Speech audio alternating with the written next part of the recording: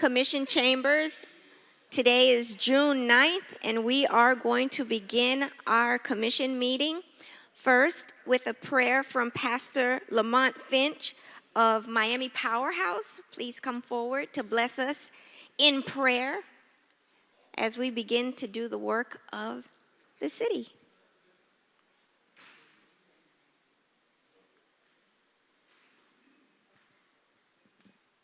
Good morning. Good morning, everyone. Heavenly Father, we come to you today, first of all, thanking you for being on the wake-up list. And most of all, we invite you in the building, in the agenda, that every decision, discussion that will be made today, God, that you would grant every officer, every commissioner, every leader, wisdom, strength, peace, and guide them. That all decisions will be made today for the people, by the people. And I pray in Jesus' name, amen. Amen. Thank you so much. Amen. Commissioner Russell, would you honor us with the Pledge of Allegiance, please? Do you need this?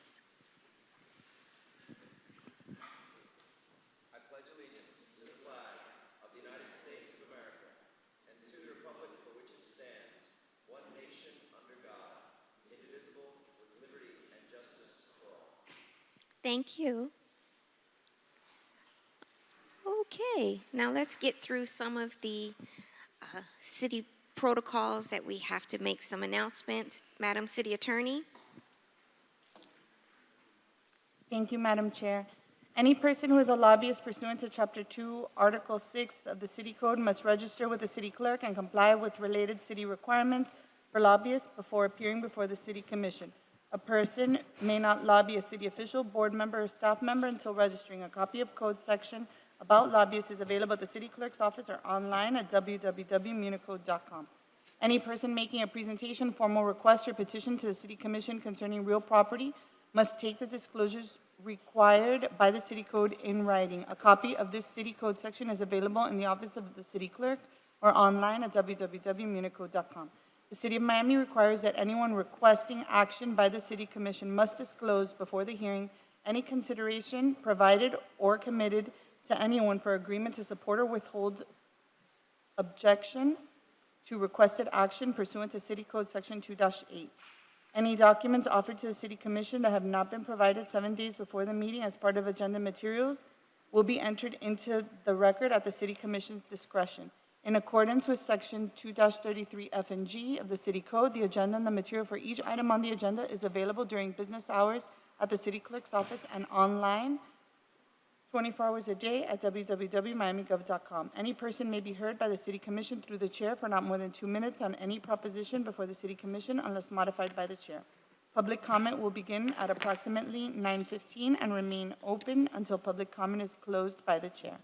Members of the public wishing to address the body may do so by submitting written comments via the online comment form. Please visit www.miamigov.com/meeting instructions for detailed instructions on how to provide public comment using the online public comment form. The comments submitted through the comment form have been and will be distributed to elected officials and city administration throughout the day so that the elected officials may consider the comments prior to taking any action.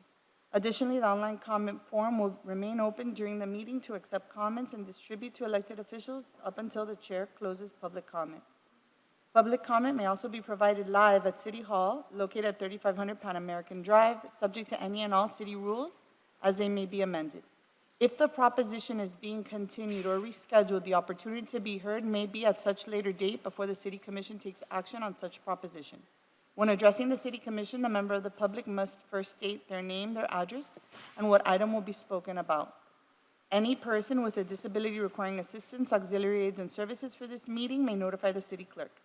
The City has provided different public comment methods to indicate, among other things, the public support, opposition, or neutrality on items and topics to be discussed at the City Commission meeting in compliance with Section 286.0114 C Florida statutes. The public has been given the opportunity to provide public comment during the meeting and within reasonable proximity and time before the meeting. Please note, commissioners have generally been briefed by city staff and the city attorney on items on the agenda today. Anyone wishing a verbatim record of an item considered at this meeting may request it at the Office of Communications or view it online at www.miamigov.com. PZ items shall proceed according to Section 7.1.4 of the Miami 21 zoning ordinance and is temporarily modified pursuant to emergency ordinance numbers 13903 and 13914. Parties for any PZ items, including any applicant, appellant, appellee, city staff, or any person recognized by the decision-making body as a qualified intervener, as well as the applicant's representatives and any experts testifying on behalf of the applicant, appellant, or appellee, may either be physically present at City Hall to be sworn in by oath or affirmation by the city clerk, or may appear virtually and make arrangements to be sworn in by oath or affirmation in person at the location by an individual qualified to perform such duty. Pursuant to emergency ordinance number 13903, members of the general public who are not parties to an action pending before the City Commission are not required to be sworn in by oath or affirmation. The members of the City Commission shall disclose any ex parte communications pursuant to Florida Statutes 286.0115 and Section 7.1.4 of the Miami 21 zoning ordinance. The order of presentation shall be as set forth in Miami 21 and in the City Code. Staff will briefly present each item to be heard. The applicant will present its application or request to the City Commission. If the applicant agrees with the staff recommendation, the City Commission may proceed to its deliberation and decision. The applicant may also waive the right to an evidentiary hearing on the record. The order of presentation shall be as set forth in Miami 21. For appeals, the appellant will present its appeal to the City Commission, followed by the appellee. Staff will be allowed to make any recommendations they may have. Please silence all cell phones and other noise-making devices at this time. Access to this meeting can be viewed live on Miami TV, the city's Facebook page, the city's Twitter page, the city's YouTube channel, and Comcast Channel 77. The broadcast will also have closed captioning. Thank you.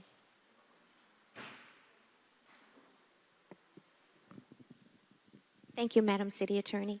Mr. Clerk? Thank you, Chair. The procedure for individuals who will be providing testimony to be sworn in for planning and zoning items and any quasi-judicial items on today's City Commission agenda will be as follows. The members of city staff or any other individuals required to be sworn in who are currently present at City Hall will be sworn in by me, the City Clerk, immediately after I finish explaining these procedures. Those individuals who are appearing remotely may be sworn in now or at any time prior to the individual providing testimony for planning and zoning items and or quasi-judicial items. Pursuant to emergency ordinance number 13903, those individuals appearing remotely may be sworn in at their location by an individual qualified to administer the oath. After you're sworn in, please be sure to complete, sign, and notarize the affidavit to you by the City Attorney's Office. Each individual who will provide testimony must be sworn in and execute an affidavit.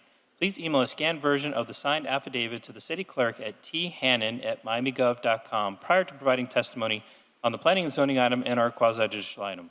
The affidavit shall be included in the record for the relevant item for which you will be providing testimony. Commissioners, are you comfortable with the notice provisions set forth in these uniform rules and procedures we have established for this meeting? Yes. Chair, may I administer the oath for the planning and zoning items? Please.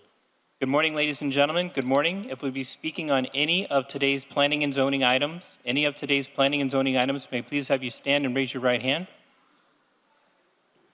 Do you solemnly swear or affirm that the testimony you're about to give at today's meeting is the truth, the whole truth, and nothing but the truth? And your response is? Thank you, Chair.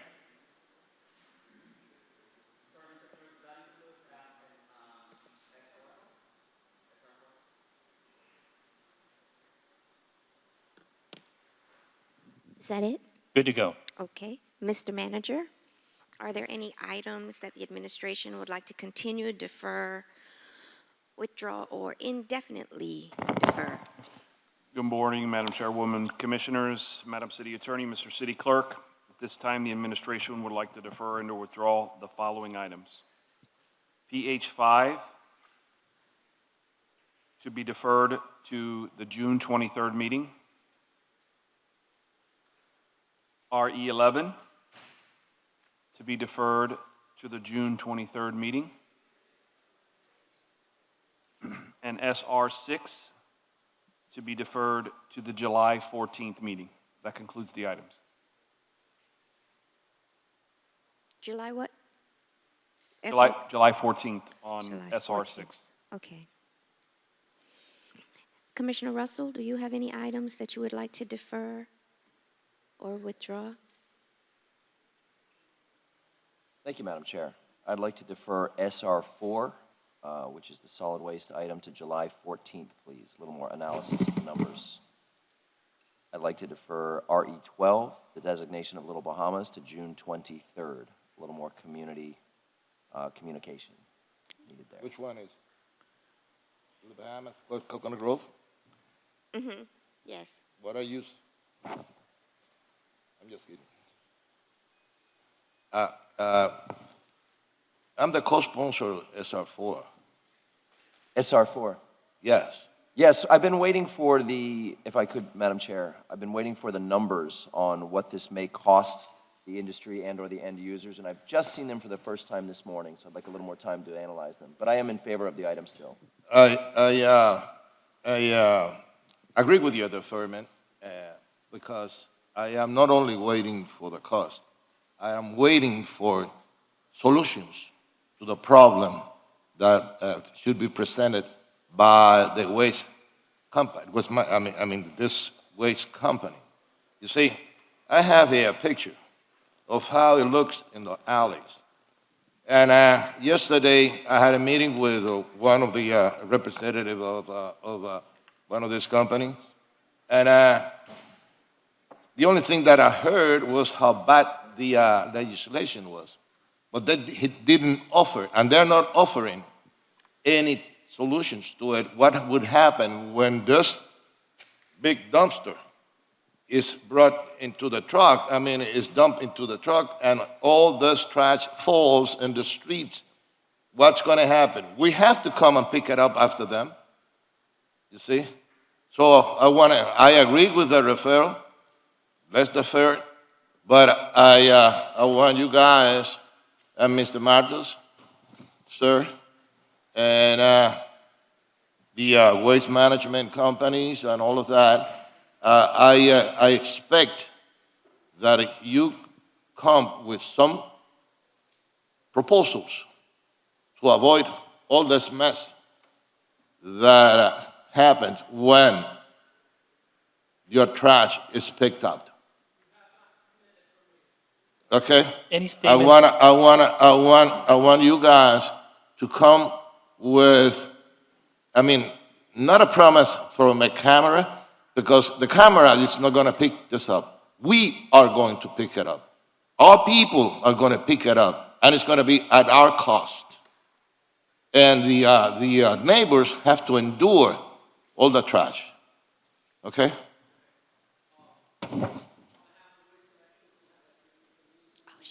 For office and with the administration for that very purpose. Okay. Thank you. I agree with Commissioner Russell on that deferral. I was thinking in the same line. Okay. Understood. Thank you. Is that all, Commissioner Russell? Yes, I do have a pocket item, but whenever you're ready for that. Commissioner Reyes, do you have any items that you'd like No, to? ma'am. I was Madam Chair. I was going to defer this Okay. anyways, but Okay. I'm glad that the sponsor Okay. acted on it. Commissioner, good morning. Do you have any items that you'd like to defer or? Not at this time? Okay.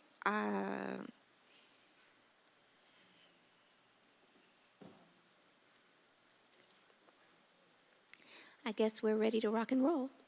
Would you like pocket items entered at this time or later? Yes. Is it an emergency? Yes. I generally don't like pocket items because it doesn't give the community an opportunity to come and weigh in on it because it's presented the day of the meeting.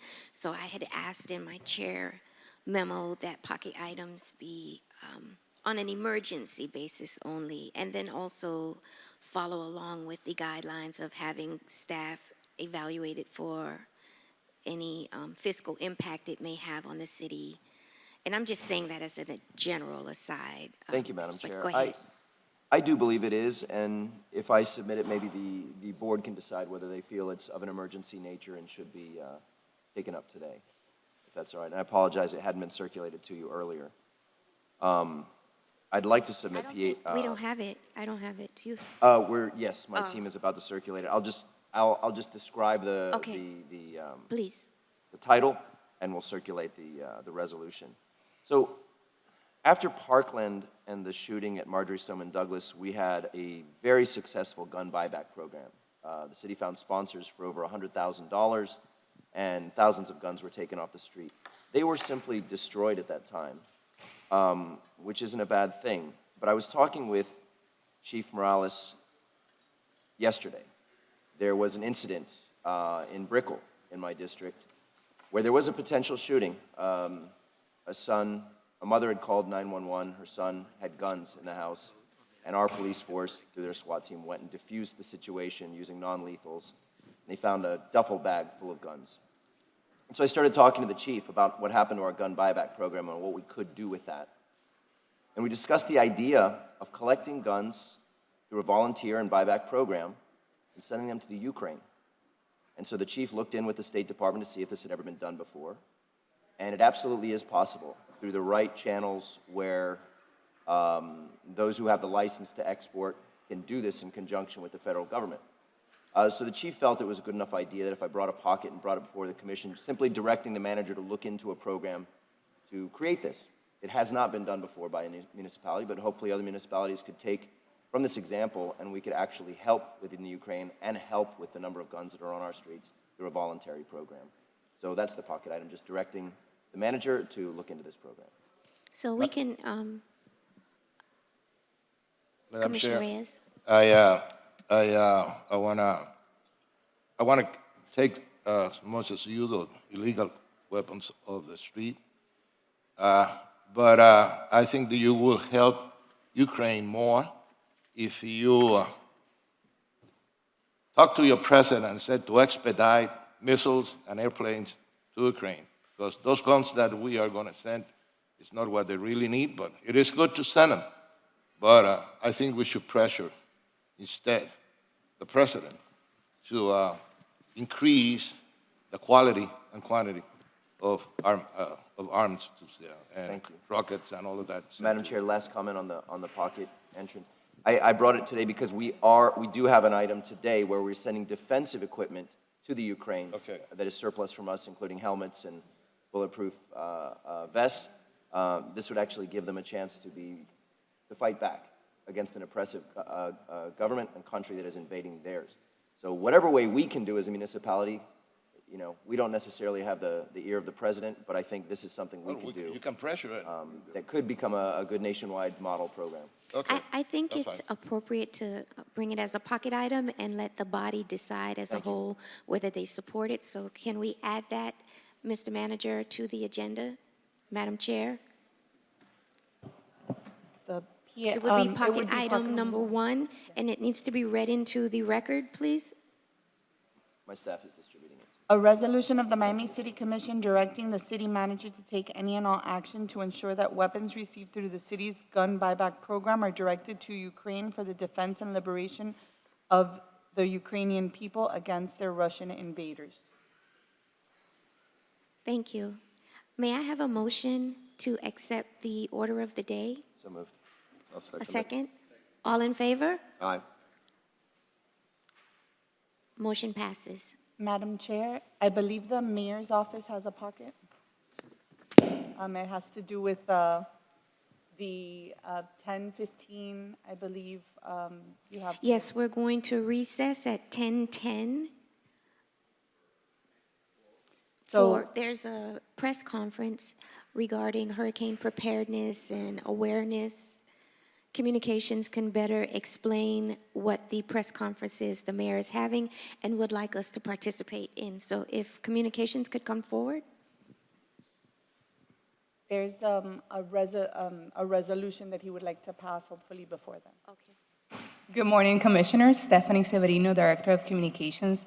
The press conference will be announcing the CERT training, Miami CERT training program, which teaches, educates the residents on how to prepare themselves before a storm so that they can help each other before first responders arrive.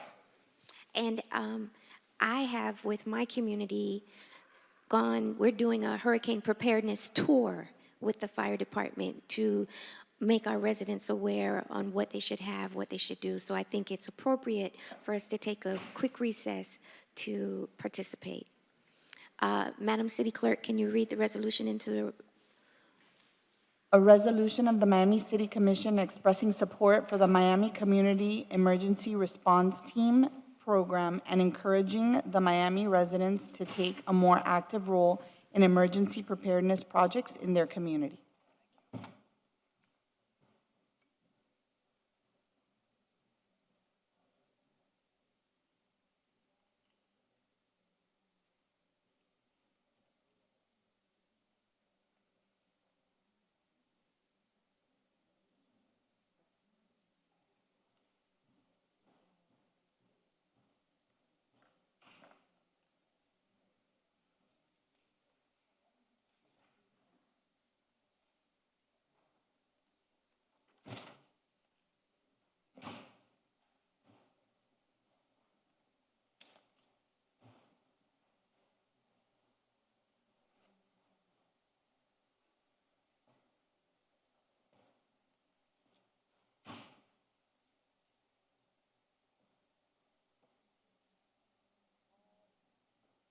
Are we waiting on something? Did you read it into? I'll move it. Chair, and just for identification purposes, it'll be identified as PI2. PI2, pocket item 2. I'll move it. A motion has been made to move it by Commissioner Diaz de la Portilla, second by Commissioner Manolo Reyes. All in favor? And Chair, public comment We'll open it up to public comment. Okay, before your vote.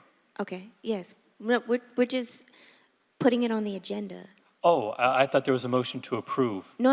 It's just to add it to the agenda. Oh, there's no motion required to put it on the agenda. Okay, well, you just told me I had to My make a motion was motion. to approve it. So we're gonna do the press conference now. Oh, 10:15. okay, Yeah, okay. sorry. Well, I didn't clarify, I'm sorry. Okay, so we're going to open just this item for public comment, the mayor's resolution on the CERT program. Anyone here to speak on that item? Seeing none, public comment is closed. All in favor? Aye. Motion carries unanimously. Okay. So we've set the agenda. Now we're going to open public comment for items on the agenda today. Anyone here to speak on items that are on the agenda for public comment? That would be you guys.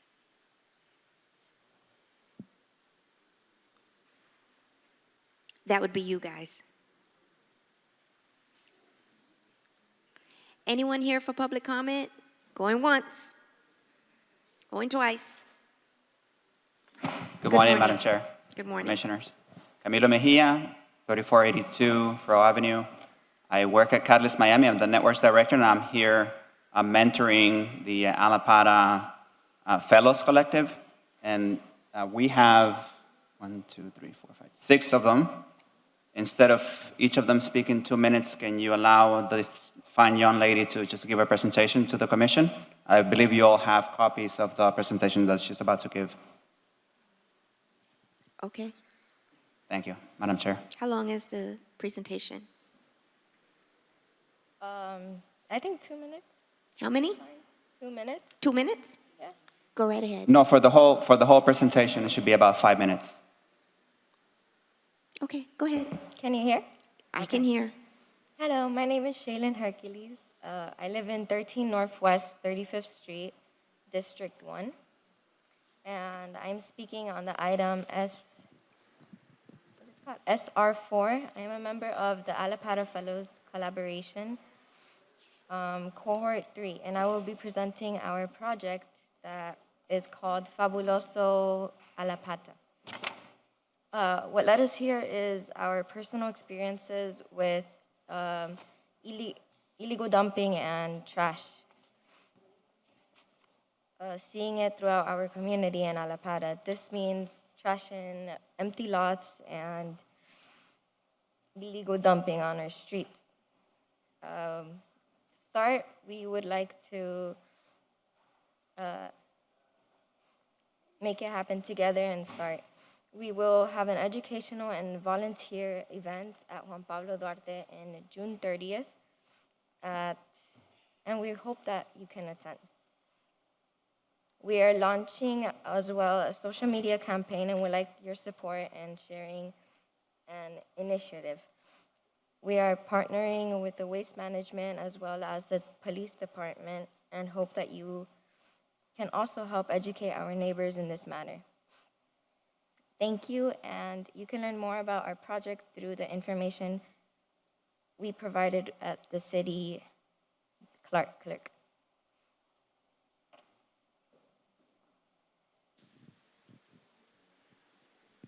Thank you. Thank you. Anyone else here for public comment? Comment about that. Sure. You see, congratulations. It's very commendable, and I'm very proud that such a young group of people, you all become active to benefit your neighborhood. We need more than that. Congratulations. You should be proud of yourself. Your family should be proud of yourself. I'm proud of yourself. We're all proud of yourself. And I know that I'm speaking for because I know that this is a concerted effort that your commission as well as we were going to be working on, and we are working hard on trying to eliminate or diminish the amount of illegal dumping. This is a problem that we have in the city of Miami because we pick the trash, that bulk trash every week, and people from other areas, they come and dump on it. And I stated when I spoke with you guys, if you watch anybody and they act, don't confront them, just get their tag number and relay it to the solid waste department, and they will send an inspector to wherever the person lives, and we'll find them, and he will receive a fine, and probably in some instances they can even lose the vehicle. But be alert, and that's what we're doing in other districts. You can do that in yours. Congratulations, and thank you for being here. Thank you.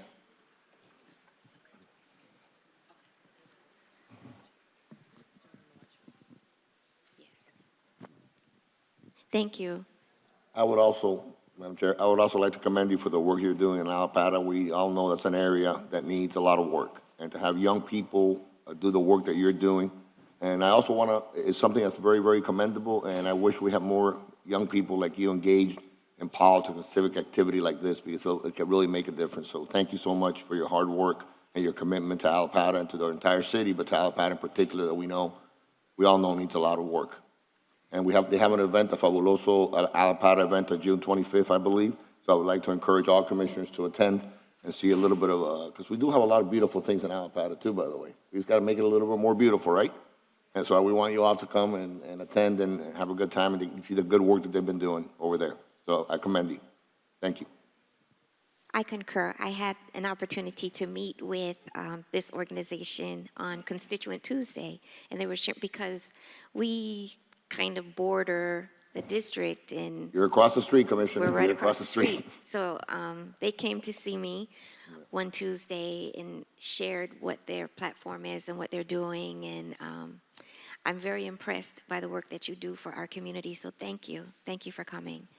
At this time, is there anyone else here to speak on any item before us? Good morning. Commissioners, Steve Warnick, address at 320 Miracle Mile, Coral Gables. I'm here on behalf of the Wynwood Community Enhancement Association today on item BC 26, appointments to the Wynwood Norte Neighborhood Revitalization Trust.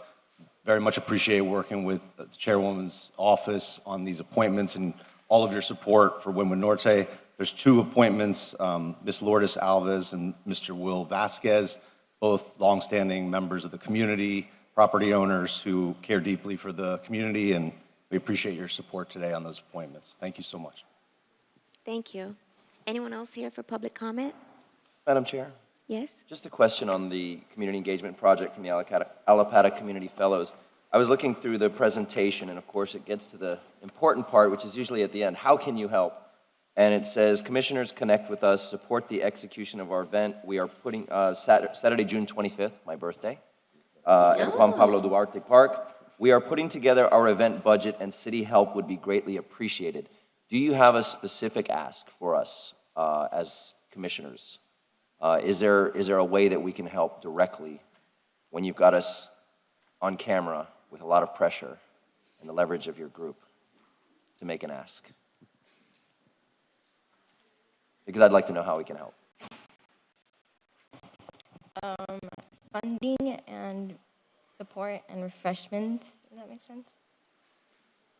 I'd be happy to support from my office if I have an idea of how much you're looking for. All you have to do is match the amount I'm gonna give them.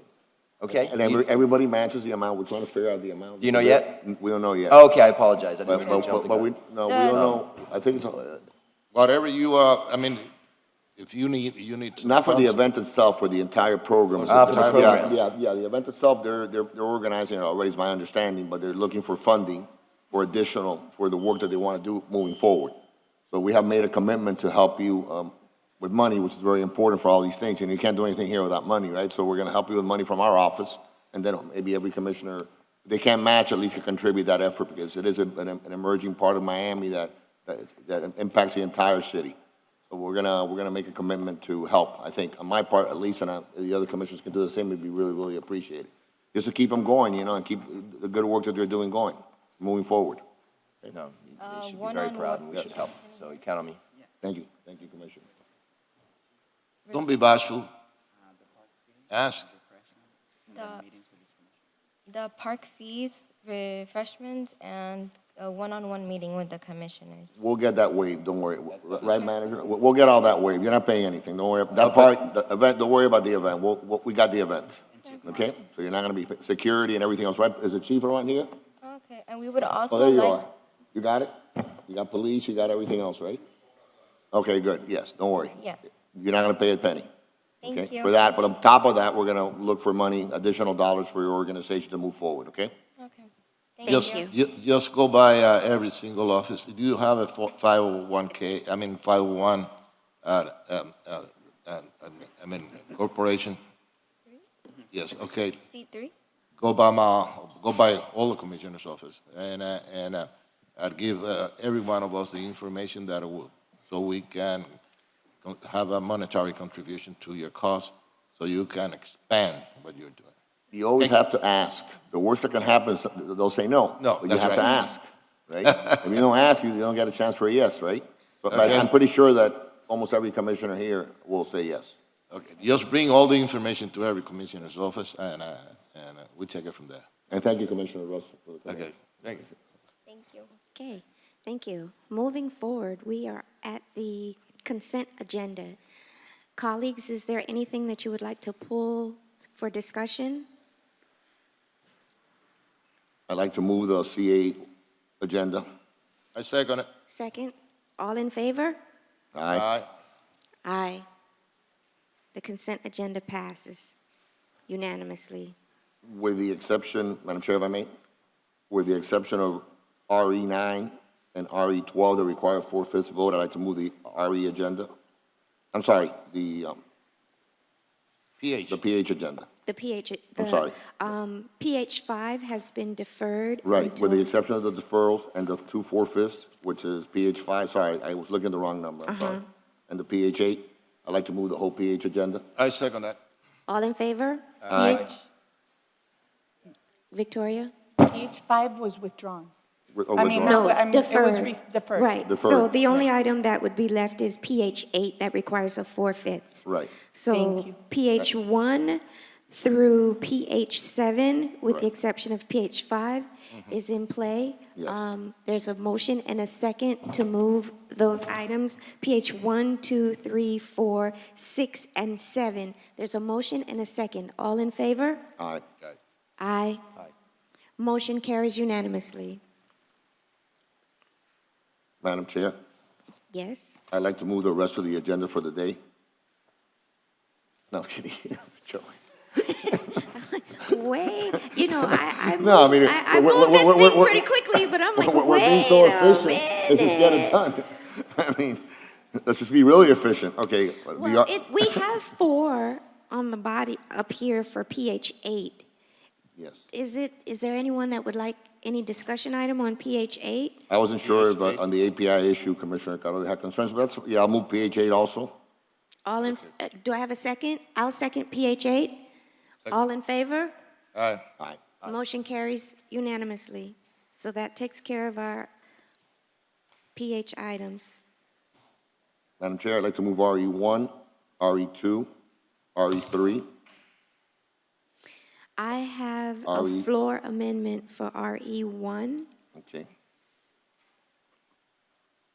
Can I move it and we add the amendments? How will we do that? So I believe that RE2, the capital plan, has a modification. RE7, I believe, has a modification. RE8, we have a minor modification as well. So So can I move all the RE items and then we can do the modifications after? I With have, exceptions? I Are there, have, wait, You can do it all at the same time if you'd like, sir. We can. Are there- Yes, of course. okay, So I would like to move Commissioner all the Reyes? RE items yes, I have some with modifications. doubts about RE15. so do you want to pull RE15? Pull out E15, I want to discuss that item. I'm not RE15. in total agreement with what it is proposed. I'd like to move all the RE items except all the RE items with the modifications as presented before the body, with the exception of RE15. Commissioner Russell, do you have any items that you'd like to pull? No. Okay, I'd like to be a co-sponsor for RE10. So would I. As would I, Madam Chair, and if we could also include the pocket item in conjunction with that item, would that be? Yep. Okay. Yes. I'd like to move all the RE items with the exception of as modified, with the exception of R15 plus Commissioner Russell's pocket item 1. We have a motion and a second. Yes. And just for clarification, R11 and RE12 were both deferred, just for clarification. Yes. Absent Yes. deferrals, yes. Do I have to repeat it again, or are we clear? Good, okay. Clear? All in favor? are we saying the modifications? We haven't said that yet. Do we need to? A few? Okay, well. Okay. I believe for RE 8, we wanted to make sure that the fiscal agent is Liberty City Trust or MLK. No, not or, just Liberty City Trust. Just Not Liberty and City. or, it's just the Liberty City Trust. Okay. So that modification has been added to the legislation. The budget items, I don't know if they need to be, if they've been distributed already, or they need to be Yes, read into the we have record. it. Right. We The read it. floor item I have is that I would like the 300,000 for District 5 to be put into the District 5 discretionary account, Yes, okay? we have it already. So, Distributed. are we ready? Yes, ma'am. Victoria, have you, Right, I believe, I thought that there were a few more things. Good morning. We don't need to. We don't need that. Yes, I just, We added the floor item in. I just want to make sure that you are including the changes. There's that you made. there's one item in capital that needs to be added for District 4 for project.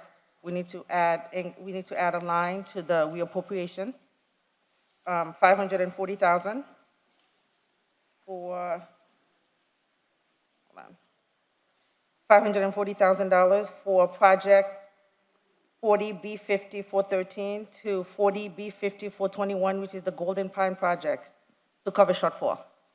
Okay. Does that cover all of the amendments? Yes. All right. Chair, I'm sorry.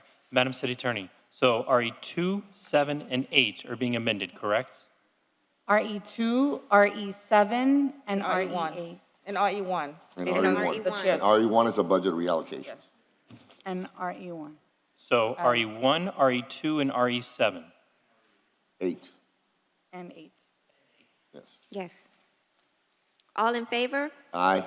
Motion carries unanimously. Madam Chairwoman, I'd like to move SR1, SR2, Try. SR1, SR2, SR3, SR4 has been deferred, and SR5 and SR6.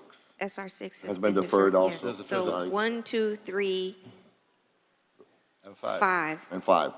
SR1, 2, 3, And 5. and 5.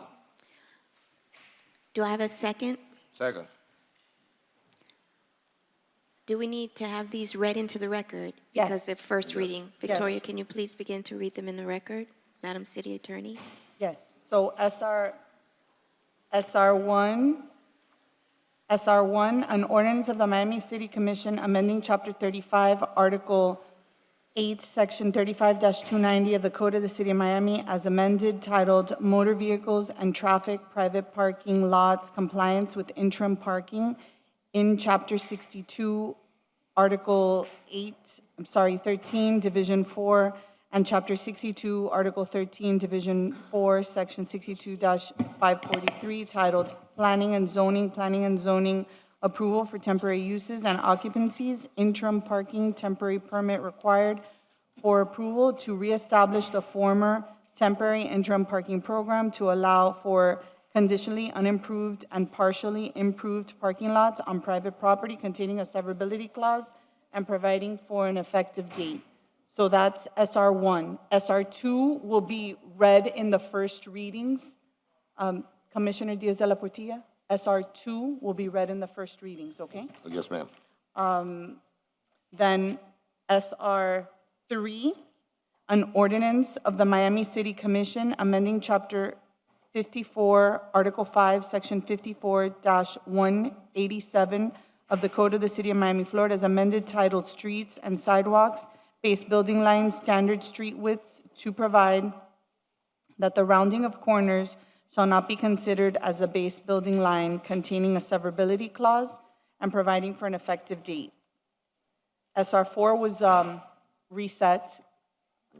Then SR5, an ordinance of the Miami City Commission amending Chapter 42, Article 4 of the Code of the City of Miami, Florida, as amended, titled Police Towing and Immobilization, Booting of Motor Vehicles, to add definitions and add regulations to prohibit the solicitation of wrecker services at the scene of traffic crashes, containing a severability clause and providing for an effective date.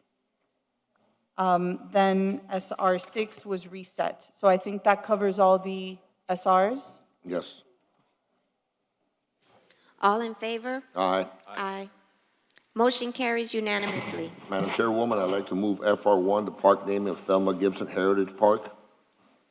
FR1, Thelma Gibson Heritage Park. I second, FR1.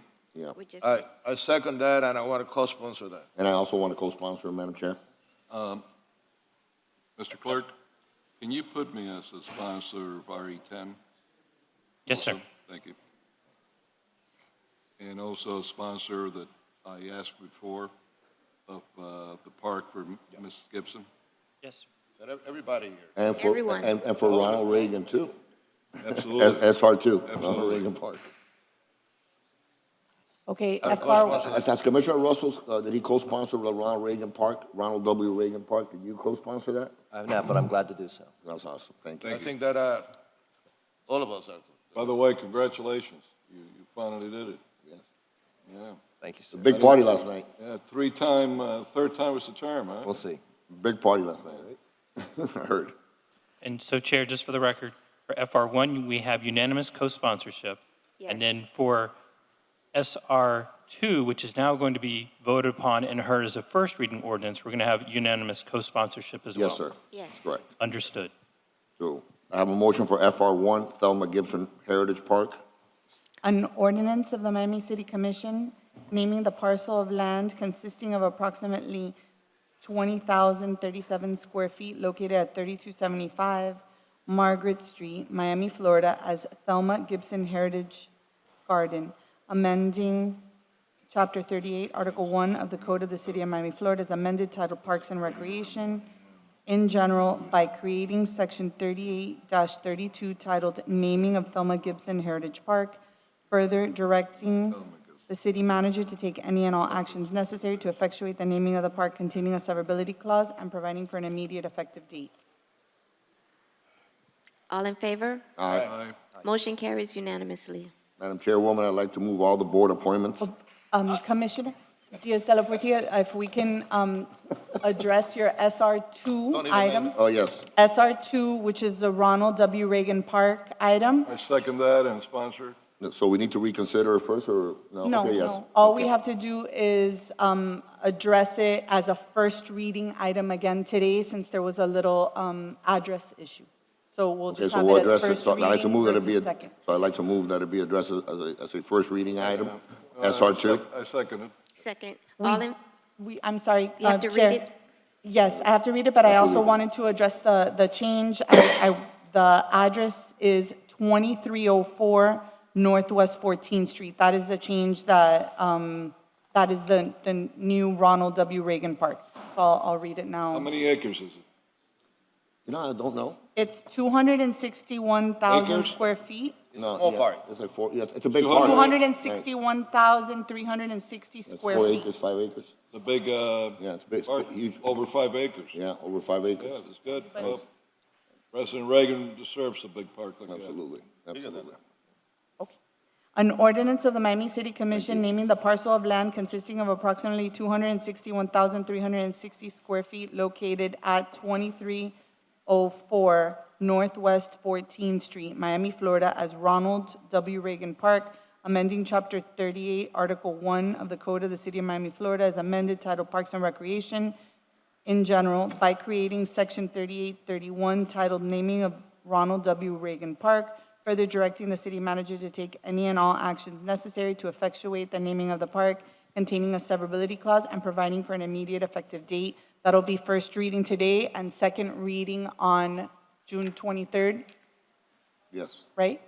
Is that the meeting date? I'm sorry. June 23rd is a meeting date, yes. Okay, thank you. Thank you. All in favor? Aye. Motion carries unanimously. Madam Chairwoman, I'd like to move all board appointments before us today, unless some commissioners want to pull any items. I have no interest in. They will have to be read into the record, I understand. Yes. I understand, but it's a motion to approve them all. Okay. Second? Yeah. Todd? Do you still Mr. have to City read them? Clerk? You still have to read them, we have to vote one by one, right? No, we can vote them at a block Okay, vote. so read But I it just and want we to read vote. the names into the Okay, record. that's a good idea. Thank you, Chair. BC4, Bayfront Park Management Trust. Commissioner Cora will be reappointing Mary Lugo and Jorge Suarez Menendez to the at-large seats. BC5, Civil Service Board. Commissioner Russell will be reappointing Rodrigo Jimenez and Troy Sutton, and Commissioner Reyes will be reappointing Rafael Cabrera, all to at-large seats. BC16, Lesbian, Gay, Bisexual, Transgender, Queer Board. Commissioner Reyes will be appointing Antonio Gonzalez. BC26, Wynwood Norte NRD2 Public Benefits Trust Fund. Chairwoman King will be appointing Luis De Rosa to an at-large seat. The Wynwood Community Enhancement Association has appointed Lourdes Alves and Wilford Vasquez to the NRD2 Trust Fund and is seeking the Commission's confirmation pursuant to the City Code, Section 62-648, which we already have in motion in a second. And have we already voted? No, And if we can vote on that motion in a second, we'll be good to go. All in favor? Aye. Motion carries unanimously. Awesome. Madam Chairman, I'd like to move all the PC items. I am deferring, I have a deferral for PZ items. I'm going to defer PZ, hold on one second, I went the wrong way. Or you want, PZ or 3 do you and want to 4. wait, you want to wait until after the press conference? We can wait until after, Yeah, we have maybe, some of them require more conversation, I think. That's right. okay. Okay. So we can recess now for the press conference, and we'll resume directly after the press conference. Absolutely, ma'am. Thank you Congrat- very much. Meeting is in Mr. recess. Alhassi.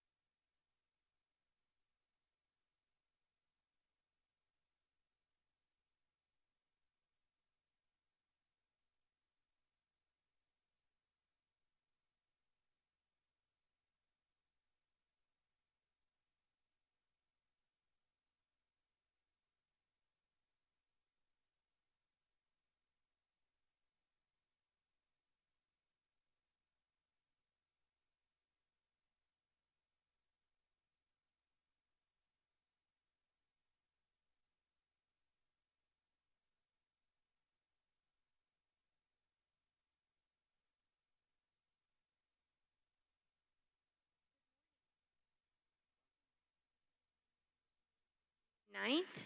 We are back in session. We have run through our agenda so well. We are now on the planning and zoning items, correct? What happened to RE 15? Oh, wait, let's see.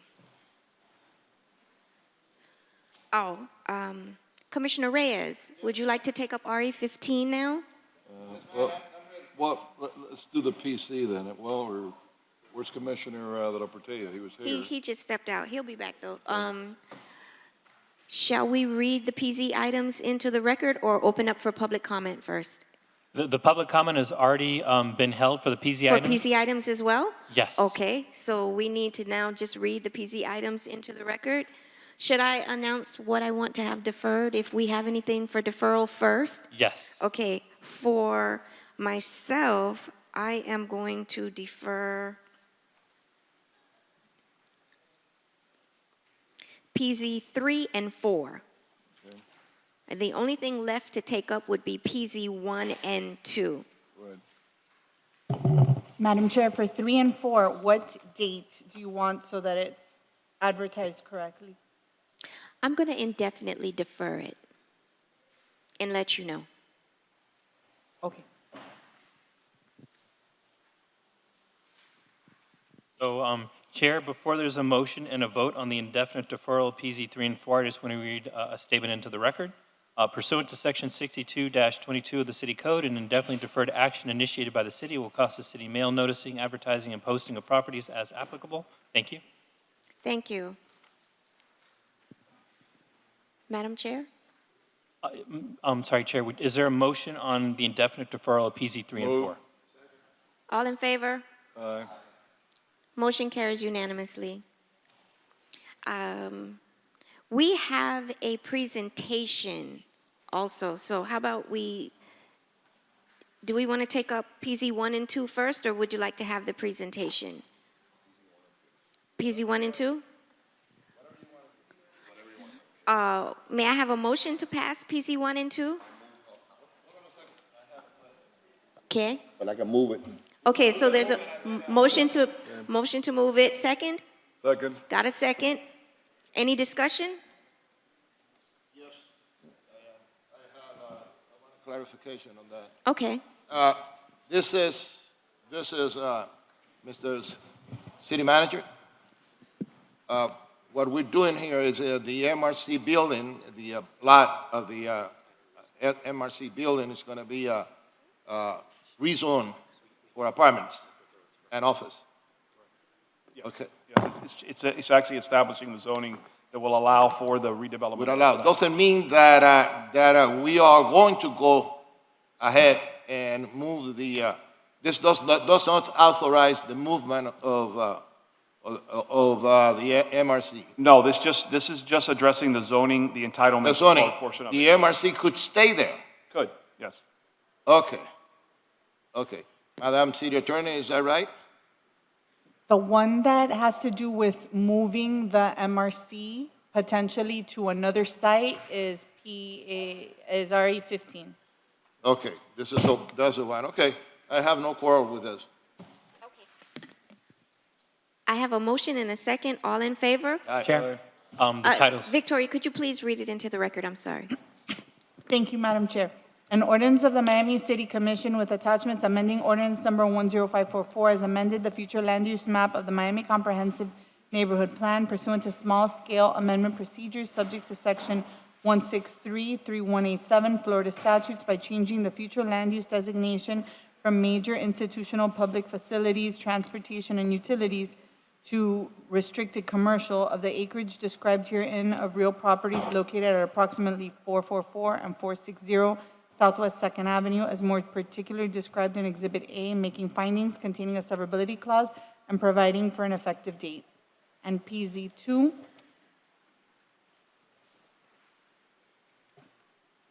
an ordinance of the Miami City Commission with attachments amending the zoning atlas of ordinance number 13114, the zoning atlas of the City of Miami, Florida, as amended to change the zoning classification of the properties located at approximately 444 and 460 Southwest 2nd Avenue, as more particularly described in Exhibit A, from CI Civic Institution Transit Zone to T636BO urban core transit zone open, making findings containing a severability clause and providing for an effective date.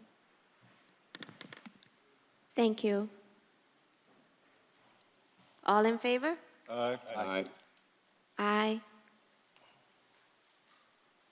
Commissioner Russell? Oh, yeah. Oh, motion carries unanimously.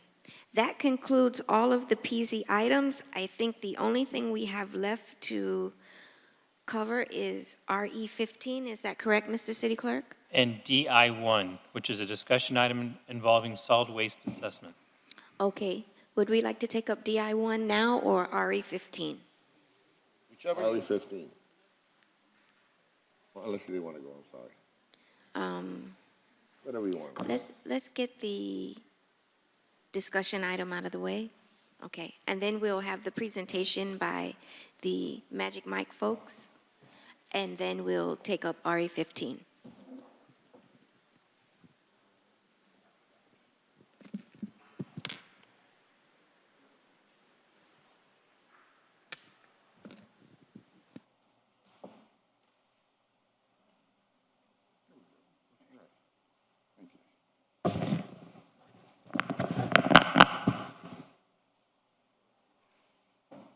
Madam Chair, sorry.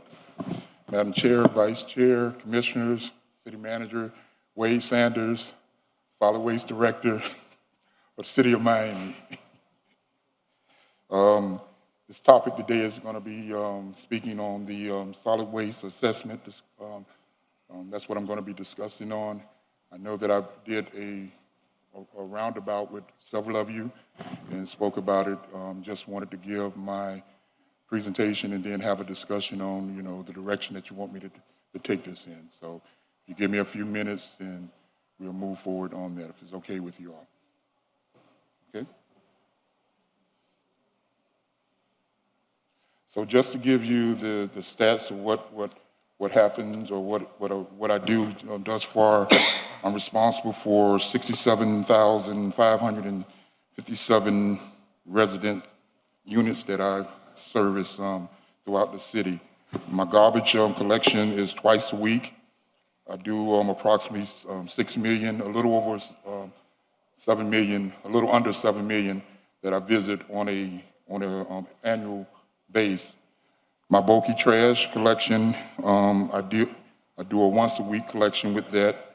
I do 3,460,000 services with that. Also with my recycling, I'm visiting the residents on an annual basis. I'm a little under 2 million that I visit on an annual basis with those services.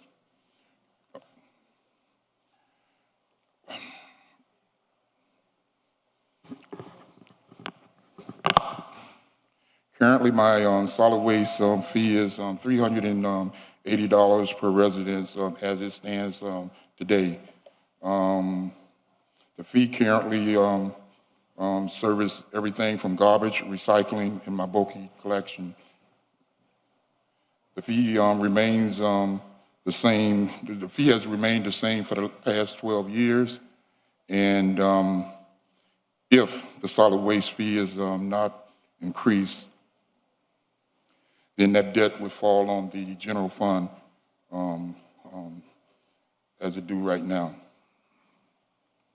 Madam Chair, one of the areas that we had discussed before, and I'd like to see what you have done to bring to us, is the fact that we charge these fees only to residential duplexes, triplexes, and up to 4 units. From then, we're letting private holders handle everything. However, most of the trash, bulk waste that's being thrown out in the streets in most of our neighborhoods are coming from people that live in all these buildings that don't pay us a penny. Right. So I had asked if you could come up with a reasonable amount per unit that we could charge these buildings for the trash pickup that we do from their residents. Yes, Commissioner. That study is being done by CMA, which is the consulting group for us. I'll be bringing that back to you shortly. We should be wrapping that up by July, and then I'll be able to present to you what it would cost to get those multifamily dwellings that you was talking about with the bulky trash But pickup. We need to look at all options that we have. It can't be piecemeal. Yes. So that one has to be with this one, so we can study it. And let me say this, that this coming year is going to be one of the worst years for any increases. So we need to keep that in mind, even though we're losing a huge amount, because as you rightly stated, we haven't raised garbage trash pickup fees in the last 12 years. In fact, when we last raised it, was minimal. And we have a loss that's got to be in 20-plus million a year that we're making it up from the general fund. Yes. But having said that, we have to find new ways to bring dollars that are not going to hurt the single-family homeowner, the duplex owner.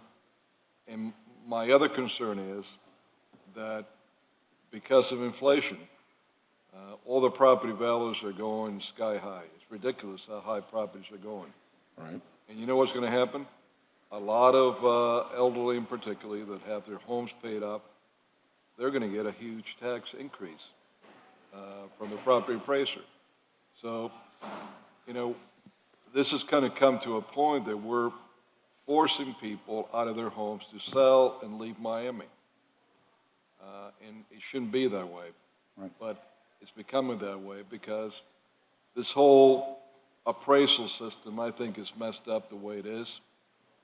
People that have retired, that want to die in their homes and grow older there, shouldn't have to go out and get a job just to pay their taxes, their property taxes, after they paid their full mortgage.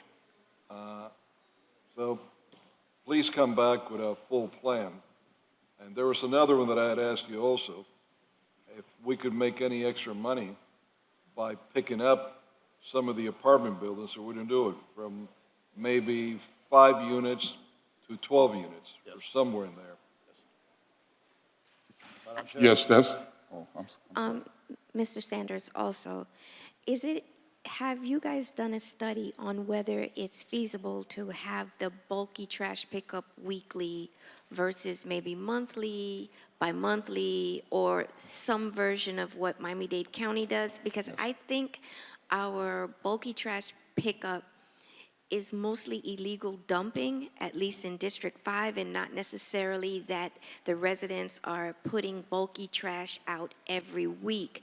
So would that be an opportunity to maybe offset an increase? Yes, well, Madam Chair, that's the reason why I wanted to have this discussion, to get some feedback from you all on some of the things that y'all may think that, can be creative on moving forward.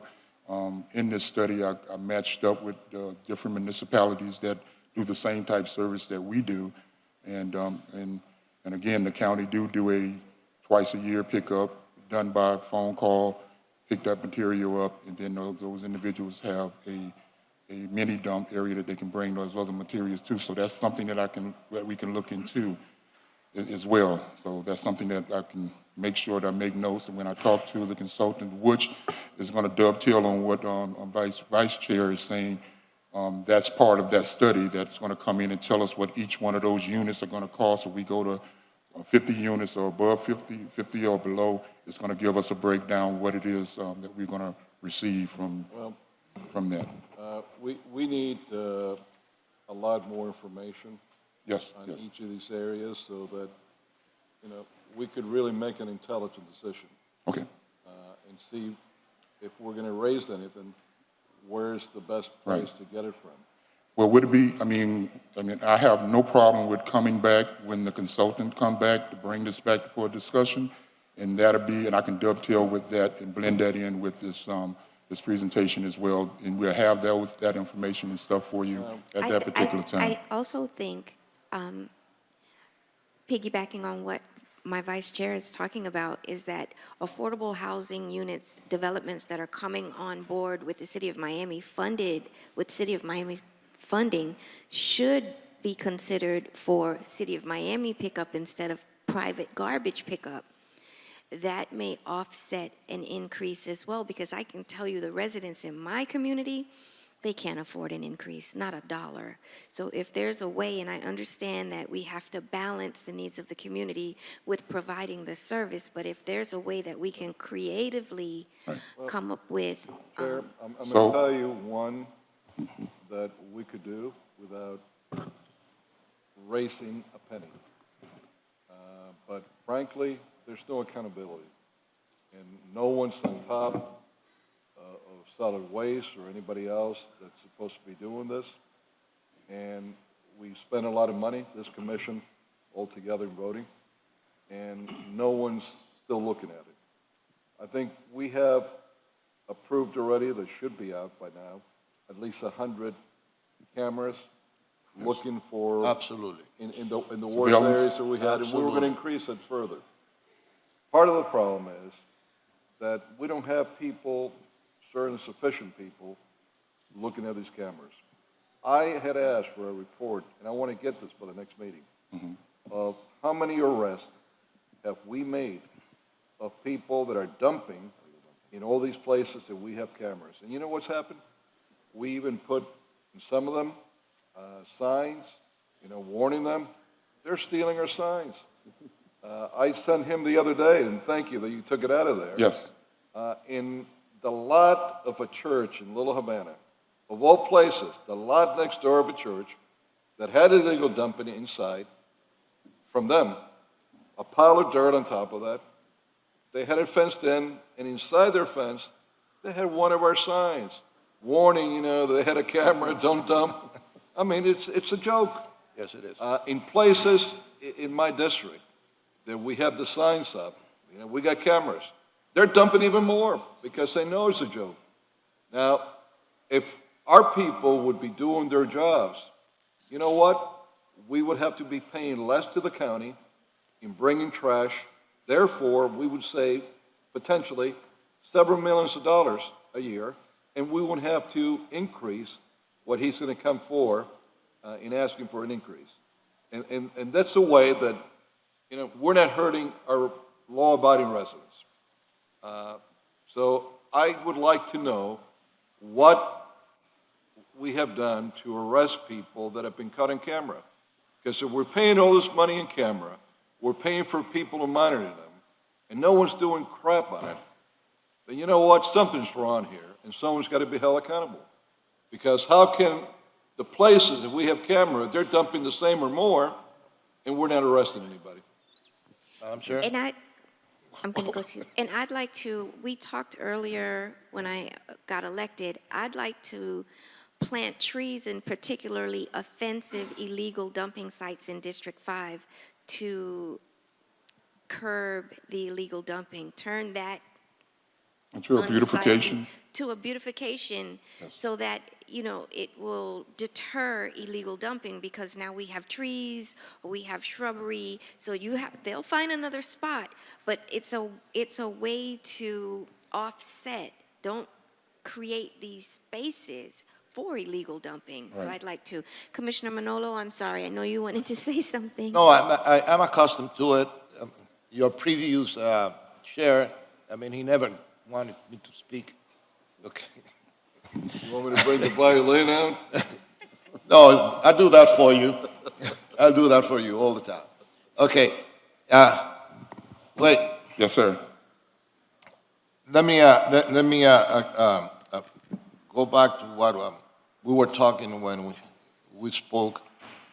You see, we have a big problem, and as Commissioner Carollo stated, and I have the pictures here to prove it, that this is what's happening. We have to pick up after the professionals and all those waste collection companies. They haven't offered any remedy to that.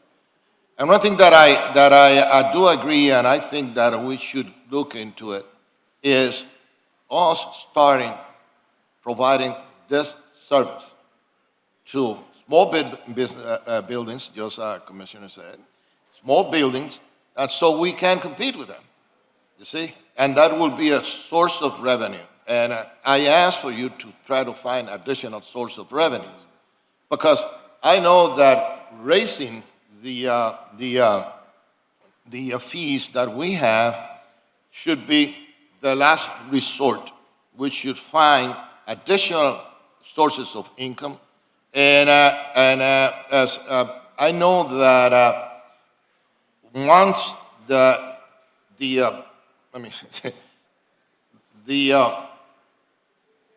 well, due to the, let me put it this way, due to the increase in property value, those properties that are businesses, just like rentals and all of that, they are going to suffer an increase in taxes. Those homestead the properties, they don't suffer any because, thanks God, I don't know who did this in the legislature. Maybe Senator De La Portilla had something to do about Save Our Homes.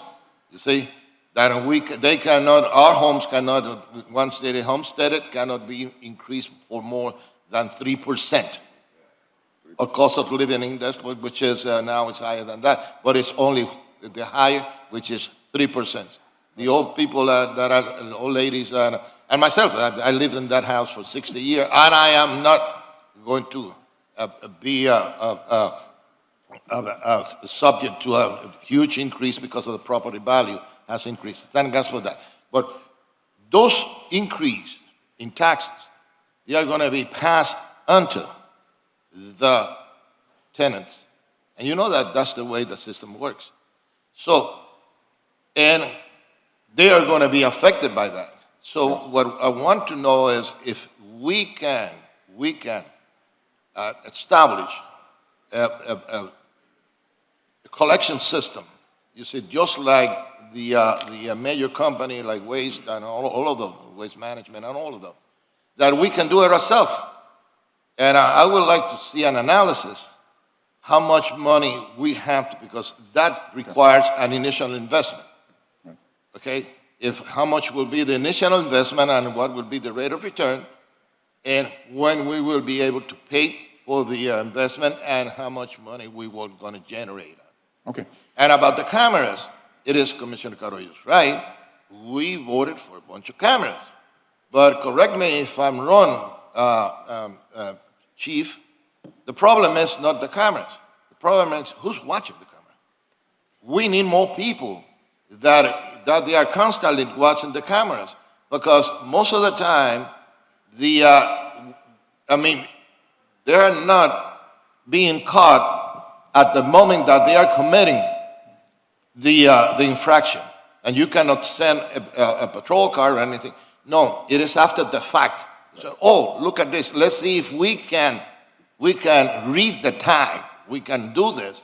But if we have people that they are manning the cameras, you see more people, maybe we can catch more illegal dumpsters. Okay. So by no means I want to, cause a hardship for anyone.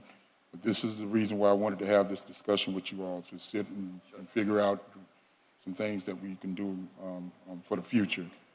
But like I said before, the study is going to be coming in. That study is going to address the multifamily dwellings that we have that are, and we have pictures to show. We have evidence to show that those individuals are putting additional materials out on the curb. We're picking it up, and they're not paying for it.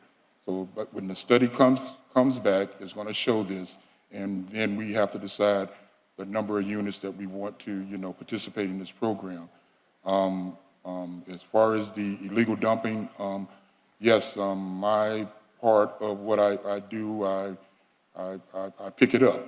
I have my code enforcement guys that goes through and look through. If they find a name, they cite the individuals. Chief's been helping, chief staff been helping with us with trying to, to work with that, and I'll let him speak on that part, but I pick it up. And that's what I don't know if you quite understood what I'm trying to get across. Yes, let me hear. That we can accomplish what you're asking from us in the form of raising fees, without raising fees, if we could reduce the amount of trash that we have Yes. to pick up. And the only way that we're going to do that, and I thought we would do it this year, that's why we approved all these cameras, and we asked whatever people you needed, and we approved whatever we were told that you needed. And I'm seeing that nothing's changed. You would think that we would have arrested enough people that we could march them up and down and put them on TV so people could see this is serious, so that enough people would stop dumping. But, you know, my whole problem, and not just with you, but across the board in the city, there's no accountability. You know, people do whatever they want to do, and they don't have to worry about consequence. Now, the manager left now, but, Chief, do you have any idea how many people have been arrested since we implemented all these cameras? So, good morning, Commissioners. Manny Morales, Chief of Police. We've have, working through the program, just the environmental unit that we recently, 2 months ago, kind of merged with our heat team to augment our numbers, both addressing the homeless and the environmental, mainly the illegal dumping that we see around the encampments. We've gotten from the over 100 solid waste cameras that we have in partnership with solid waste, gotten 374 complaints. Out of that, it has led to 3 felony arrests. How many? 3. 3 arrests. Correct. But when you say complaints, Correct, for illegal commercial dumping. when you Has to be say more than- complaints, where do the complaints come from? So they're coming from the information that we're getting from the cameras. So we've gotten 12 self-initiated by patrol, that's patrol officers driving by. We have an internal SharePoint site that the officers can input when they already see an illegal trash pile somewhere where it doesn't belong, that it's not associated to a property, that's for bulk pickup. We've gotten 2 complaints. If you remember a while back, we made an initiative to partner up with Crime Stoppers so we can report through the Crime Stoppers tip app or Star Tips, which loads you to our Miami-Dade Crime Stoppers. Several commission meetings ago, we've only gotten 1 Crime Stopper tips related to illegal dumping. So we need to kind of promote it a little bit better. Well, it's because, like I said to you and to the solid waste director, it hasn't been promoted in the right way. And I'm going to be speaking to the manager and trying to do that, where everyone in Miami is going to have to know easily that they could get $500 that leads to the arrest and conviction of anybody that's illegally dumping if they provide information. Yeah, I have been promoting that on social media for our district. We've been talking about it. I've put it in my newsletter. One, don't tear my head off. To save money, would it be feasible if we hired a team to monitor the cameras? I did a tour of the police station and I saw the command room with the shot spotter, right? If we hired someone, would hiring someone paying a salary to watch the illegal dumping cameras real time so that we can actually catch someone, would that maybe reduce the cost of illegal dumping? It might, I If think it will be proactive, it if we would, have yeah. someone monitoring, because no one's monitoring the cameras. Yes. But if we have a body monitoring the cameras, a 24-hour shift, because illegal dumping happens in the evening when no one's looking or they think no one's looking. But if we invested in having someone monitor these cameras, then we would really be catching and reducing the amount of work that solid waste has to do to go and pick up. So if we could maybe consider that, and we can maybe have someone piggyback with the shot spotter, and we're looking in all areas versus we're just after the fact. We need to be proactive in our approach to this illegal dumping problem, because people are coming from out of our community to dump in the city of Miami, and we need to catch them doing that. And once we show force that, hey, we're not going to put up with this, we are going to catch you, and we catch a few people, folks will start thinking twice about coming into our community and illegal dumping. So, Can I say- Madam Chair. Can I say something right? Absolutely. Madam Chair, we do have individuals that are monitoring the cameras 24/7. But that has been moved over to it was under the police, at the police department. We moved it over to the solid waste department, and we have individuals that whole unit was moved over. But like How many Chief do you said, have? that is monitoring? Yeah. There's 2 per shift that Not is on. enough. That's like over 50 cameras for one individual. It's impossible. And So, I think the chairman is correct. Maybe we need to bring some people. Yes. From the private sector, just for that. It'll end up being cheaper. I'd rather bring more people, maybe maximum 15 cameras, 16 cameras per individual, so they could be on top of it. What I also like to know, you told me 374 referrals. correct. Those are How soon did you get these referrals? Which is the other question. I can get that information, but And if when you give us a they're list, monitoring, yeah, from the time that the dumping was seen to the time that you got the referral. And what I'm talking about, not when the person saw it, that they could have gone through it 2 hours later or more, but in the actual time the camera says that they did the dumping, from that time, when did you get the referral? So we could see where the problem lies here. Because this is not making sense to me. And one individual really can't keep up in something like this with 50 cameras and do a good job. The other thing, Chief, that, and we'll speak to the manager, see what he would like to do, but we'll certainly approve whatever is needed up here. You need to, I believe, maybe, put some undercover people. Just with one, pick the 10 areas that are the worst, that are constantly being dumped in, and put an undercover person there. You don't need 3 or 4 people, one should be sufficient. And the minute you grab somebody, they could call in and more could come. And we need to show this to the media so it gets out and people can start fearing getting caught. And do the cameras capture the license plates of the people that are illegal? Because you can, if you have the license plate, if you have photographic evidence of someone, it should be more if we have so many cameras. What are the cameras looking at if we're not catching anyone? so, Madam Chair and Vice Chair, they do the cameras are high definition, so if the vehicle comes and the license plate is exposed, we'll catch that, and that's part of the investigation. However, a lot of the folks that are involved in that already know that, so they're covering the license plates. What I humbly recommend, and one of the strategies that we have been kind of playing with, is there's software out there that has an algorithm that detects special type of movements in specific areas. So if we're able to kind of narrow that window down to where the illegal dumping is happening, it'll detect a vehicle going in there, and it could give us an immediate alert. So we're working on that to kind of implement that, not only for us in counterterrorism, high threat areas, but for the garbage. I don't think you're going to be able to get the effect that we want just with having human eyes looking at it. I think we need a little bit of technology, software and technology. Whatever that is, but we need to be proactive because we can't shoulder the burden of illegal dumping on our residents. We just can't. Our solution can't be to increase the fees Okay, Chief, because yeah, we're not being proactive in our approach to illegal dumping. I have a question because I want to know if all 100 cameras are being installed.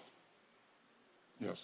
All of them. The new cameras? Yes, No, we did just. the cameras that we approved to be purchased and installed are. We just got that invoice in. The cameras are being ordered now. Oh, now we're Now, ordering the cameras. yes. And how long ago did we pass that been resolution?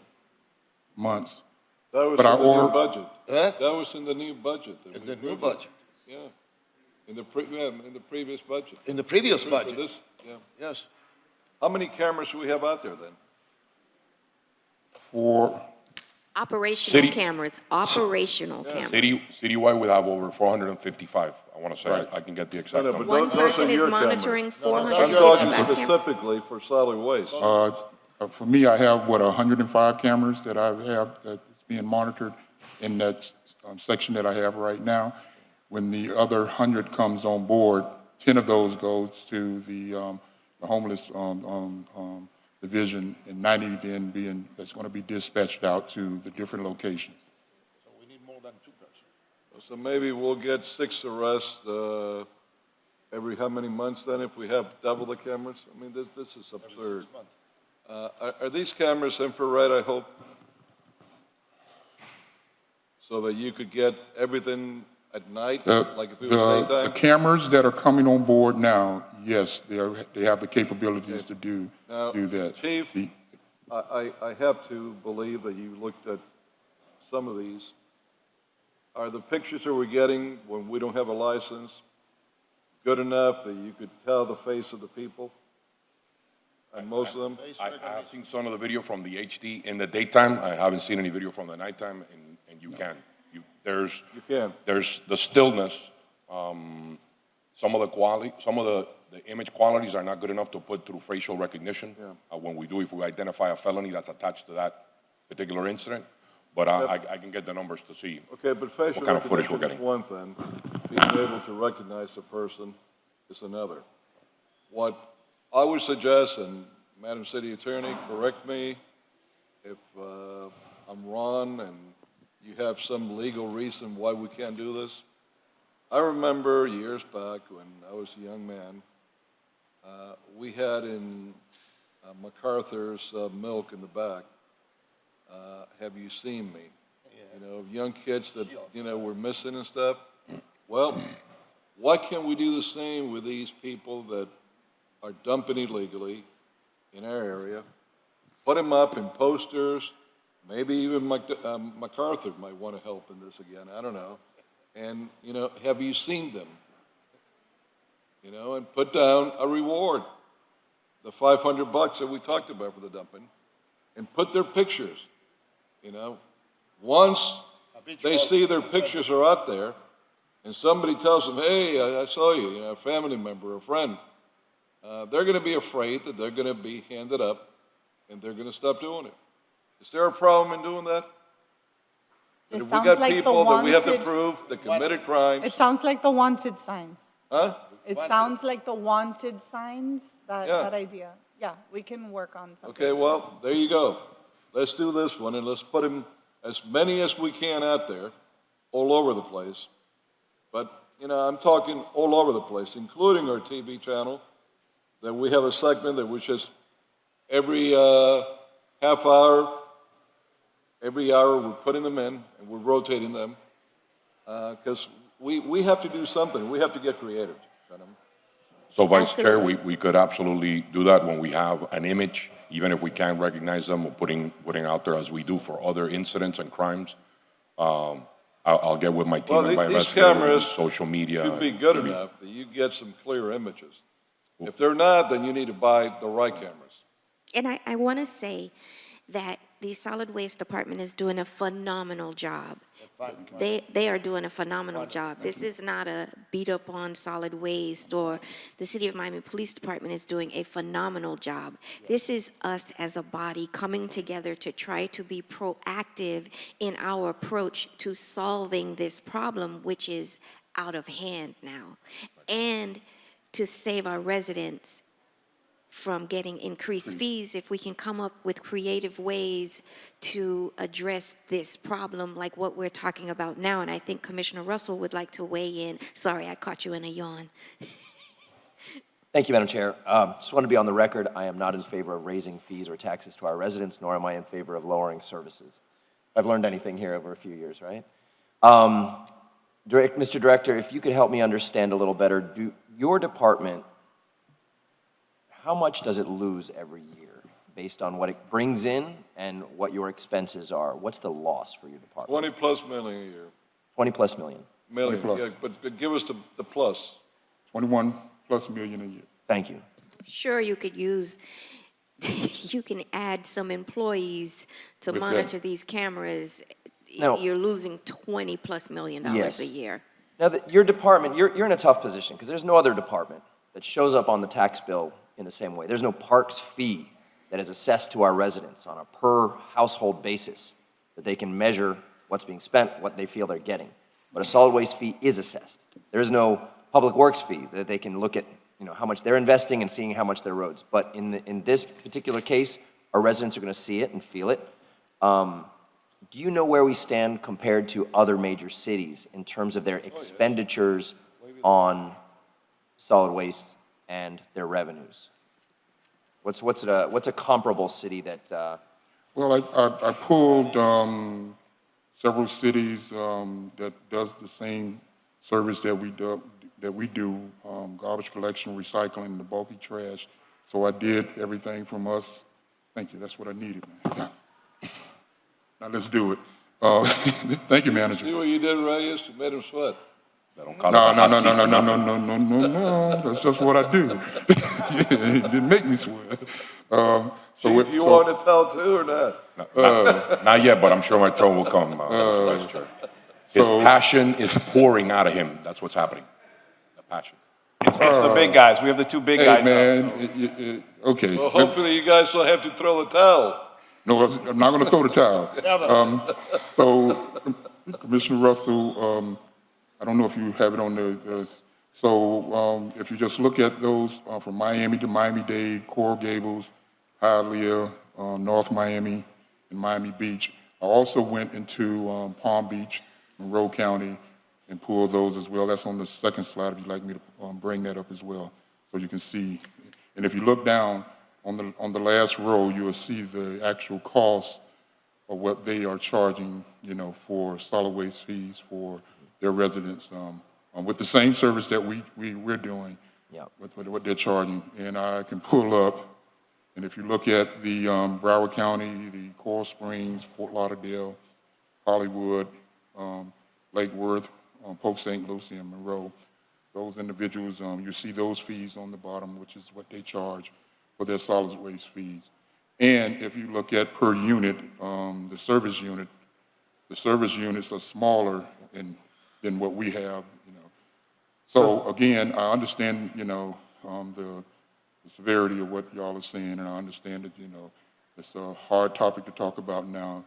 You gave me a couple of things to go back and look at, and I will do that and come back with the study and then piggyback on if I want to. Clearly, apples to apples, we are the least expensive on a per household charge, and we're actually offering more services already, especially on the bulky trash. We seem to actually be a bit of an anomaly. Are there other cities that are doing weekly pickup every week for bulky? Hialeah, maybe? Yes. The city of North Miami. North Miami. The city of Hialeah. Yes. Got it.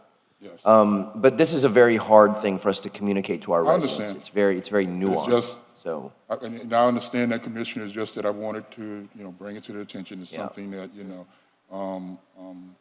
that I felt that needed to be, Yeah, but clearly at 20+ million, we're never going to get to where you're balancing your budget, nor is that the goal. We don't have departments that actually, these are meant to lose funds and provide services. Right. I mean, we're not meant to be a profitable garbage collection. Obviously, recycling has turned upside down over the last few years, where it used to, we actually used to make money. Make money on that, but now the products that they want, they'll pull out the materials that they want, that they can sell, and the other materials they send to the not to the landfill. It's waste energy that they burn it and use it for energy. Yes, and stuff. So, and this is something where I think an education campaign, nationwide, honestly, our residents don't understand that recycling isn't working the way it should. They feel good putting things in the blue bin, but if it's not helping our carbon footprint, if it's not going where it should, if it's costing more than it should, if it's not actually saving the planet, this is really action. It's window dressing on something. But I don't want to eliminate recycling either. So we'll have individuals here to. But there are inefficiencies that can be addressed, and there are new technologies, and there are ways we can look at this. So I look forward to your solutions. Okay. I look forward. Thank you. Madam Chair, Director. Yes, sir. Out of the 21+ million deficit that we have in solid waste, how much of that do you contribute to what we have to pay the county to dispose of our trash that we get from the streets? Well, we just did a increase, the county did an increase on the tipping fees. That went up, so that cost went up, for the new budget, I had to increase that fee up. So I want to say, out of my $21 million, I would go with the 50%, a little over. Yeah, and you're gonna have more than 21 million if they just increased it for the next fiscal budget. You're gonna have more than 21 million deficit if everything stays the same because the county just increased their tipping fees. Correct. Do you know by what % they increased it? I have that, but I don't have it with me, Commissioner, but yes, I know what, I mean. Is it 3%, 5%, 10? Don't guess, I'm not just get gonna it, guess. just get it to I'll us get later it to so you, we sir. don't. I have it, Well, but it's I mean, I know important, it. 'cause we need to figure out whatever % they increased it, we have to times that, the 21 million plus, Right, and that's the increase that we're gonna have to look at, right. that we're gonna have in additional dollars. This is why it's so important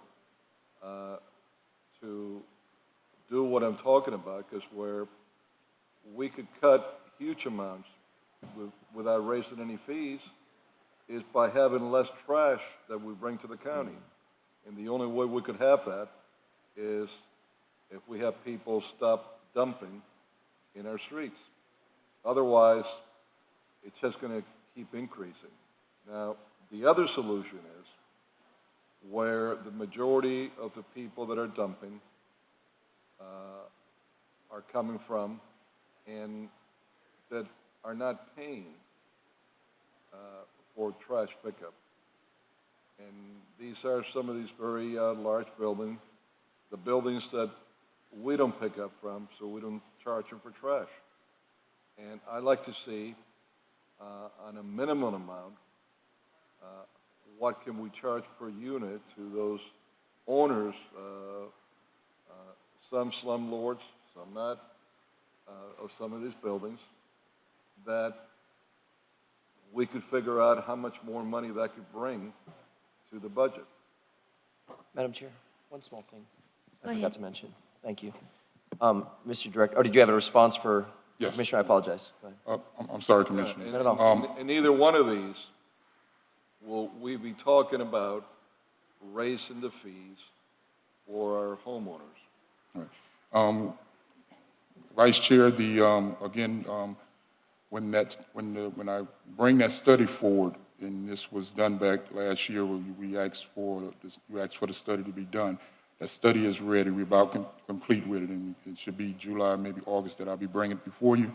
But that study is going to be able to tell you what it's going to cost per unit for those additional multifamily dwellings. And in that, we also, like I said, I've identified, that most of my, dumping is, is in front of an apartment complex that have 8, 10, 20 units. Yeah. Those individuals are dumping, and they but- don't pay us, but we are servicing Exactly, them. but what I'm talking about here is just charging, for us to charge them for what we haven't been charging them for decades, that residents of these units are being able to throw, and they are, trash into our streets, and we're collecting it, but they're not paying for it. The one that are subsidizing them are the general fund dollars, Yes. and it's coming from the single-family homeowners. Yes. Sir, I want to ask you a question also, if it is possible. We need more inspectors, because what I have seen, and I have seen in a Little Havana, in certain areas of my district, that we have all those old apartment buildings, see? And they have, probably they have the garbage, the house garbage is picked up by, and it is placed in one of these bins. But every time that they have to discard a mattress, furniture, whatever they're going to discard, they place it on the streets. And I had a huge problem on 29th and Flagler. There was that is yours now. There was a motel there that was converted into little apartments, and the owner, he directed the tenants when they were moving to discard everything that they were not going to take on the street. Is there any way that we can demand that those owners, the owners of those apartments, either place a bin that is bigger for the, in order to be able to discard furniture or whatever it is, or we can send inspectors, and when they see that, we will fine the owner of those buildings because most of them, and I can assure that, they encourage their tenants when they're moving to throw everything that they don't want discarded on the sidewalk because we are going to come and pick it up. Commissioner, And they're not paying for that. this is precisely what I've been talking about. Yes, I know. That I want him, and I've been asking this for a long time, that we get an amount that we could consider charging per each unit, all these larger apartment places that we don't pick from. You mean don't charge. You mean a fee? Yeah. Establish a fee. A fee for trash pickup. Establish a fee that will be charged to Only that for type trash? of apartments. Establish a fee. Don't wait until we catch them and then, because most of the times what we do is we go by there, we pick it up, and that's it. And that's why I said we need more inspectors in the street. Either that, or we establish a system that every one of those apartments we are going to charge a fee for bulk trash pickup. Well, That's it. that's what I'm talking about. And that will be a huge source of revenues. Okay. Okay? Yes, sir. Does anyone else have any comments? Commissioner Russell? Thank you. I'll be very brief. And in the menu of options you bring back to us, I'd like to be clear. We value your staff like no other department in this city. I think they are one of the hardest working, most underappreciated group of employees that we have. We're not looking for a solution that reduces your workforce or reduces their pay in any way whatsoever. Right. Thank you. Thank you. Appreciate that, Commissioner. Well, let me say the same to both of you. Yes. I agree with all that, but you know what? I also agree that we have to have accountability and results. And that's how I grade people, by accountability, results. Yes, sir. Okay. Thank you. Thank you, Let Wayne. me congratulate both of you guys. You're doing a hell of a job. Every time that we have a problem, you're there. Thank you. Pass the towel on. Made me sweat. You're doing great. Thank you. You're doing great. Thank you. That Thank you, we Chief. are now at 11:56. Do we want to take up RE 15 after lunch, or do we? I'd rather have it after lunch because I'm going to discuss it. Is that the last item? It's the last That's the item. last. I would item. like to do it now. Well, let's do it. Well, and we- after we have lunch. I can tell you right now why I pulled it, and that's it. It all depends on how hungry Commissioner Carollo is. I mean, that's I don't care. I'd rather deal with it now, but I do have to leave here by about 2:30 today. Well, there's a CRA meeting Yeah. at 12:01 for the Okay. Omni CRA, so we have to take that up. I'm going to give you my Hold on a second. The Omni CRA meeting was actually noticed 12 p.m. or thereafter.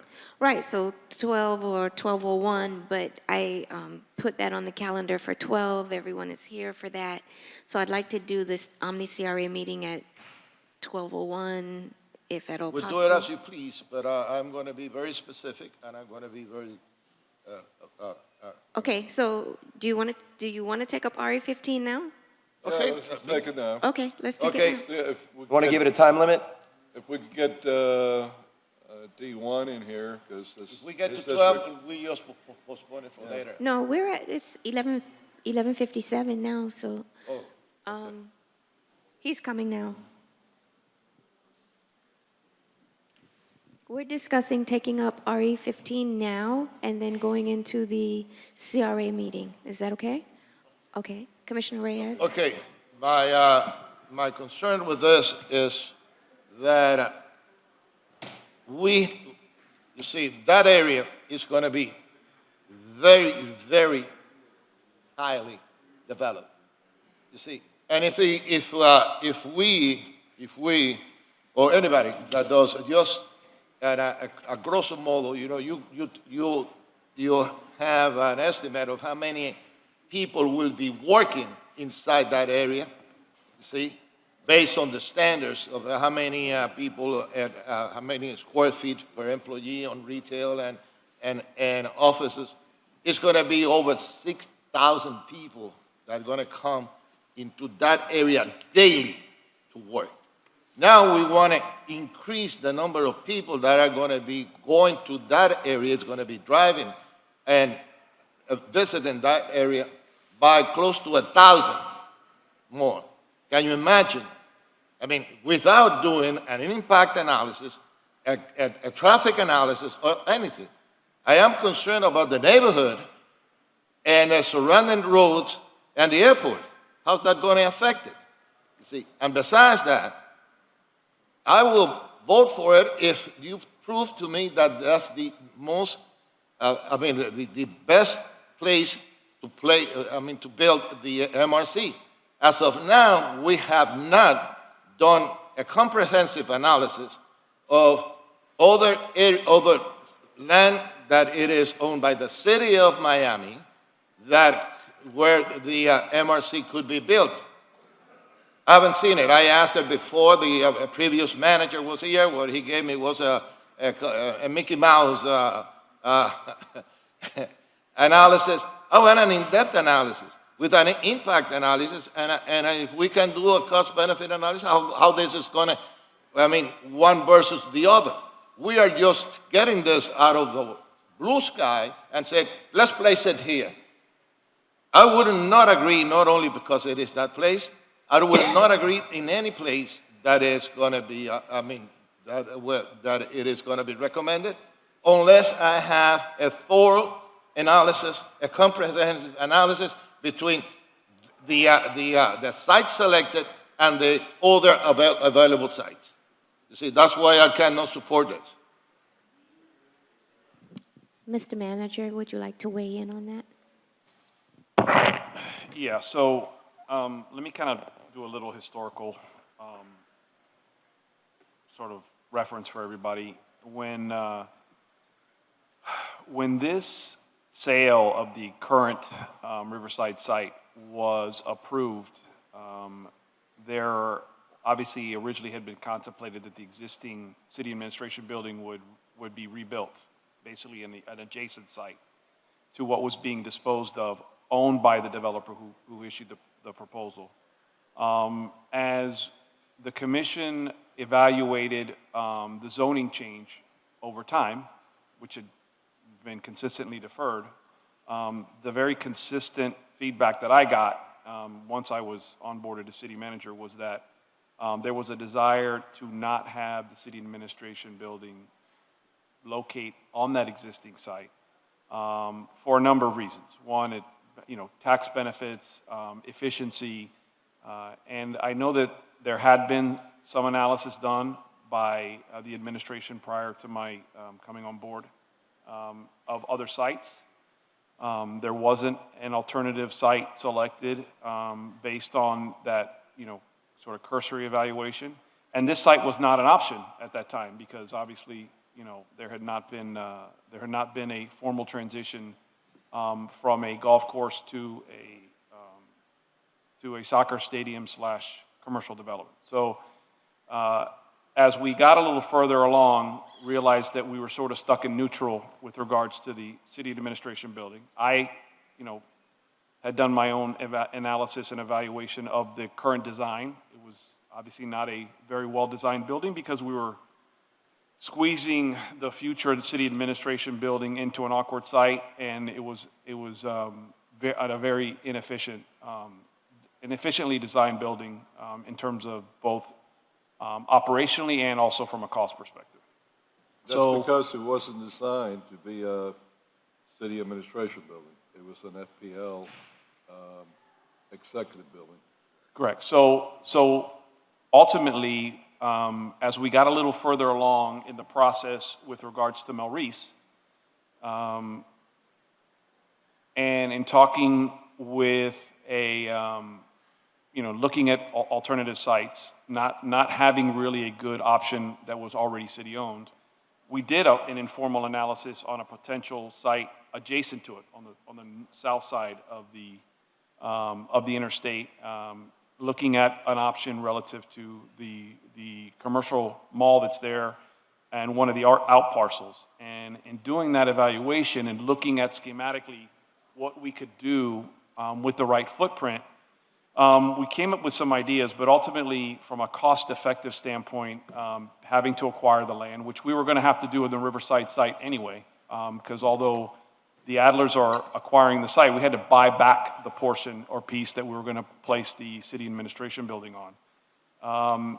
It occurred through just informal conversations with staff and having conversations with our elected officials that the Melreese location might be a good option, pending, obviously, the ability to get the redevelopment of the golf course approved by the commission. So I took the original design that we had proposed for the other site, the redesign, and looked at options as it related to the Melreese location. And ultimately, just through trial and error with the architects, came to the realization that the best location, if indeed we were to use that as an option, would be the location where the current clubhouse resides, which is what we've discussed with each of you individually. Obviously, the advantages are it's a much more efficient building. It consolidates all of our high-traffic departments, our outward-facing departments on the first floor, and it obviously allows us to avoid having to actually purchase land, which we would have to as per the current deal. The analysis that Commissioner Reyes speaks of in terms of economic impact, we certainly could do, but I wasn't going to engage in that expense without having some direction from the commission, right, that this was a viable option for us in terms of the site.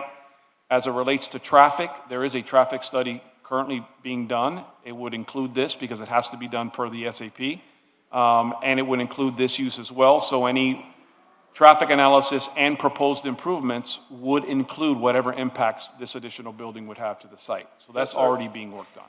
But what I'm asking is, you see, you're saying that purchasing land, we don't have to. We have land.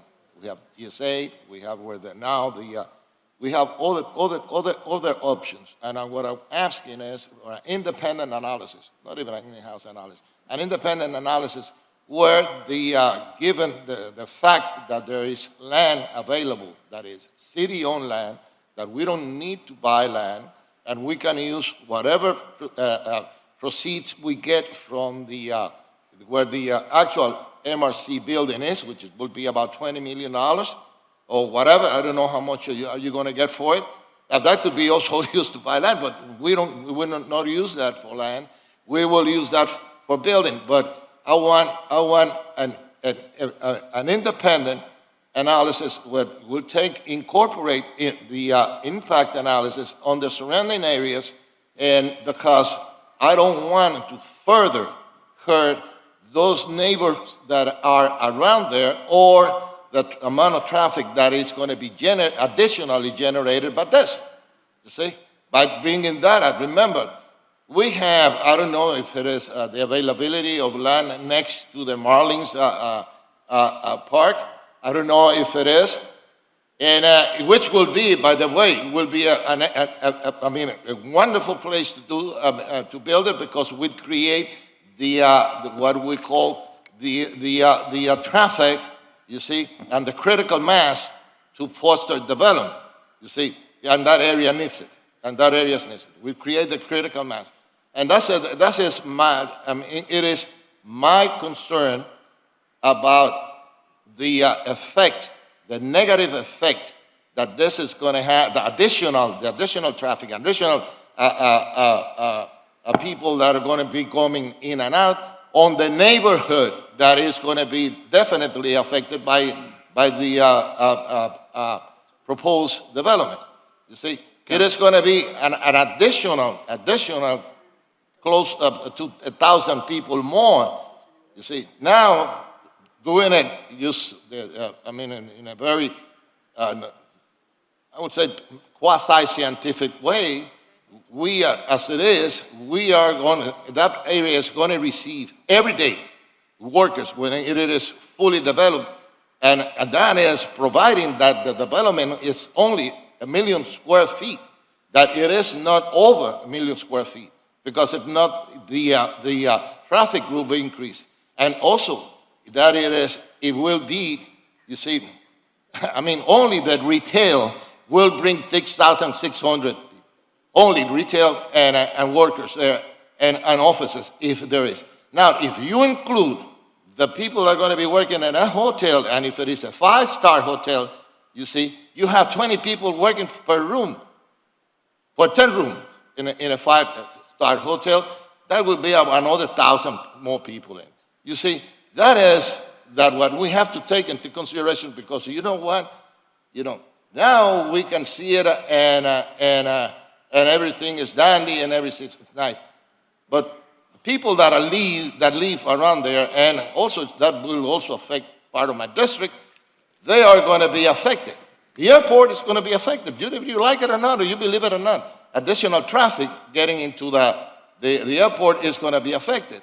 And those are the things that we have, or the negative effect that we have to analyze before we do any type of development, because we are not working for today, we are working for the future of us.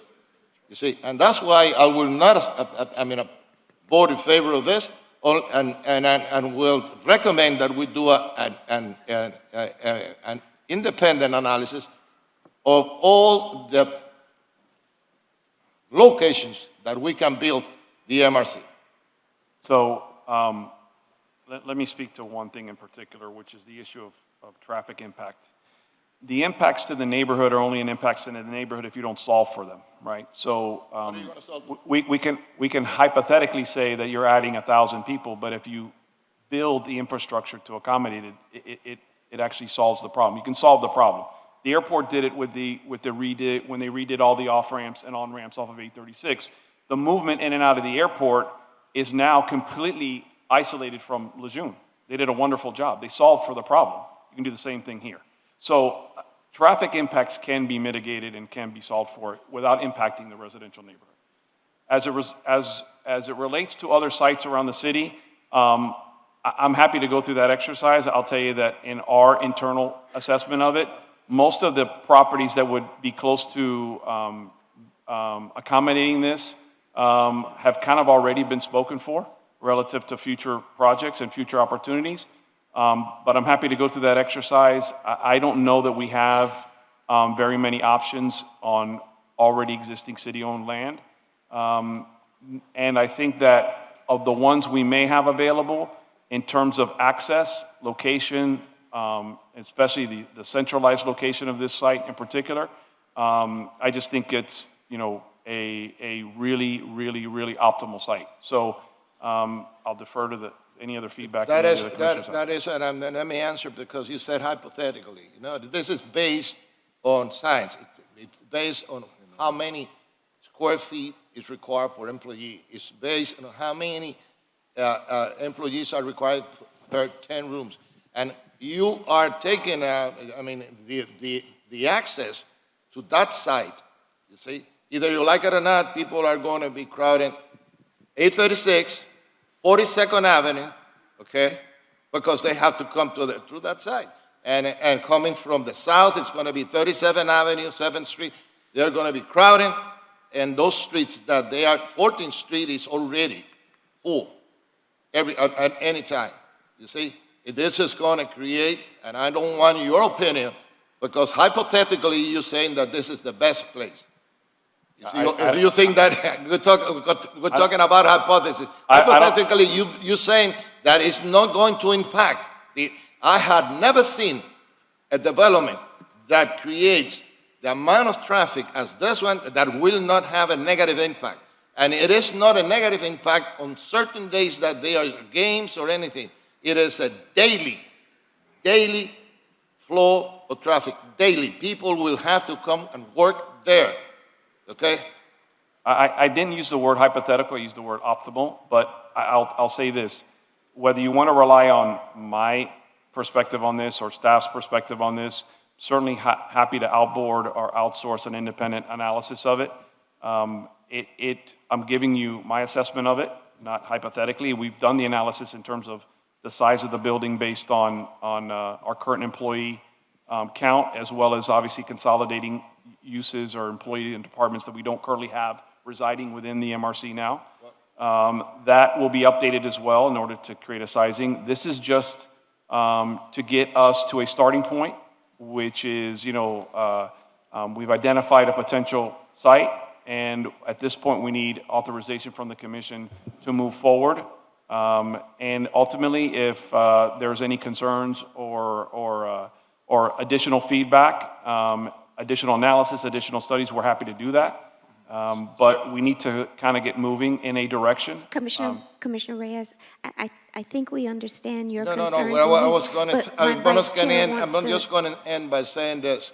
It is my point of view, it is my opinion, and if the commission wants to go ahead with it, just go ahead with it. I was just stating for the record my position on why I am going to vote no. Okay. That's it. Vice Chair, would you like to say something? If I can. Please. So I'll try to be brief. Look, there were two sites that Commissioner Reyes mentioned as potential sites. There's probably maybe a third, which is the one across from the cemetery. I don't think we want to put our MRC there and have that look on a daily basis. Maybe you might enjoy it, but... Kind of fits in, I think, Commissioner. We kind of fit in. Remember, you sent a worker there for a long time. Well, the other two sites that you mentioned, one is Little Havana. And believe me, I would love to have it there. It's not practical. We have maybe an acre in the corner. The other area is where we're coming with the park.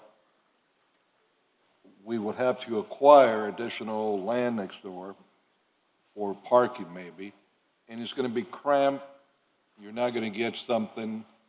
I mean, what we're basically going to be able to build there is another MRC that is not going to have the practical flow that the manager talked about that we need. The other problem that I see with it is we spent, us, the county, hundreds of millions of dollars in the stadium, and now we're going to put a big building right there to block it all. That doesn't mean it. Well, it does. Aesthetics doesn't mean Well, it does mean something. But the bottom line is, putting that aside, it doesn't work because what we have there is too small of an area to be able to build something as we need now. Otherwise, we might as well have stayed where we were based on the arguments that they gave us. And you and I were the only two votes against moving from there, if I remember correctly. Yes. Unfortunately, we're stuck in that now. So this is on the MRC, on the Marlin side in Little Havana. That would have been the one that I really would have wanted, but it's not practical. The other site that Commissioner Reyes mentioned was by 20th Street. Yeah. Yes, that site is available. It's a big site, but that site, we would lose a lot of money that we could make from it by putting the MRC there. That site has the potential for major projects for the city that would include affordable housing. That's our number one priority and need in the city. Now, having gone through the list of available properties, this one is a big site. I don't know if it's 5, 6, 7, 8 acres, but it's a big site. It's not in the tax rolls. It's in a convenient area for expressways. And frankly, whether it's 900 more people a day that go work there, 1,000, 1,200, that is not going to make the impact that is going to stop all those streets from flowing. This Commissioner Diaz-Ortiz district, he could speak better on that than I can because he goes there more often than I do. But all the different times that I've gone by there, I certainly have not seen that traffic that would scare me like you're talking about right now. Now, I understand. Commissioner, there is no development there. What I know that. I know that. That's where I was going to now. Well, it's an airport. Yeah. It's an airport. Yeah. But No, but the airport's on the right other side. now, with no development there. Commissioner Reyes, Commissioner Reyes, we With want to, we with no want to, development there, I don't see great concern. Frankly, most of the time I go by there, there's very little traffic that's there. Now, for the development, let's talk about the development. The Freedom Park with the stadium. There's going to be plenty of ways to enter that area. I mean, this is a huge area that is going to have many entrances and exits into the facilities there. But as the manager said, I don't see a better location. And, you know, we could go down the list of things that we would like to see than this location. And on top of it is a location that is ours now, so we're not going to be getting a new location where we're going to have to pay taxes on or take it out of the tax rolls. This is out of the tax rolls already, so it's not an issue. So to me, for this additional project there, on top of what will be coming, especially when there are traffic studies that are being done and so on, I'm not concerned of that. I think that the manager has looked at a great area. It's certainly better than the area that we were looking on taking out of the tax rolls and having to pay yearly on 7th Street and 37th Avenue as a potential site. But the other problem that we have is that we've been kicking this around since I basically got here 4.5 years ago. And we're at the point where we got to make decisions. And we just can't keep waiting because it's going to get us in trouble in some other areas. Financial troubles, legal troubles. And we need to decide where we're going to put our new administration building. So I have no problem in having it at this site. And all this wonderful traffic analysis that go on morning radio to talk crap on anything we do here, I'll be happy to take them on, but not in their program, that they can control it and shut me out when they don't like what I'm saying. You know, we could go to any of the other radio stations or TV stations that I recommend to them, where that won't happen. Okay, let me say this. You forgot another site, the one that is on the Northwest 7th Street by 12th Avenue. We have the fire department there, and we cannot destroy a neighborhood because there is cost. Well, that's your opinion. Hold on. My opinion is different. I allow you to speak. Let me speak. Commissioner Reyes, But you've Commissioner Reyes. spoken more than, I did by a lot. Commissioner Reyes, Commissioner Carollo. No, I didn't interrupt him. You didn't, but we have heard from you extensively, Okay, and but we I'm understand. just answering what he's saying.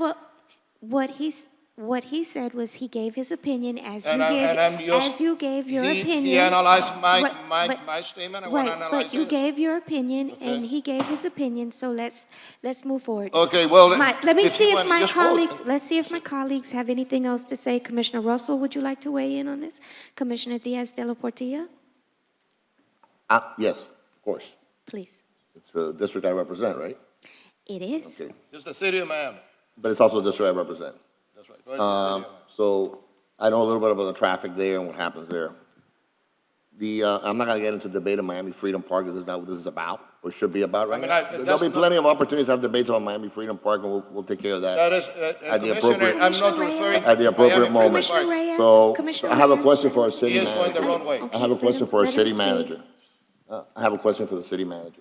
Mr. Manager, how far along are you with the developers on this idea you came up with? Which, by the way, I would have liked for you to have told us before. I mean, you and I had discussed it about a year ago, different sites, and this is one of them, but the actual conversations with the developers. How far are you, and have you had conversations with them about them paying for the building? Or at least part of the building? Which developers are you talking about? The only people that are working in Miami Freedom Park, the Mas family and the Beckham Group. No, remember this, the intent for the new city administration building was always to use the proceeds from the Riverside sale Right. to pay for the new building. That was always going to be the case, Have you whether had a we had it con- on-site or off-site. So you never had a conversation with them about them paying part of the building and sort of contributing to the city of Miami in that No, sense? the Mosses, no, because this is on our site. It's not part of the piece of property that we have allocated towards them for the project, so. Have you given them any thought, have you given any thought to the location of our future police station as well? Have you talked about that with them, with the developers? With them, no. We have obviously had, very superficial internal conversations about a new public safety building per se. Yes. Which would incorporate both police and fire and would unlock both those other sites.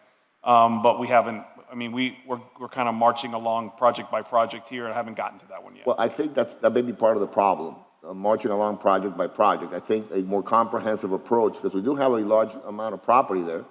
We have moved, this commission as a body has voted to move forward with Miami Freedom Park.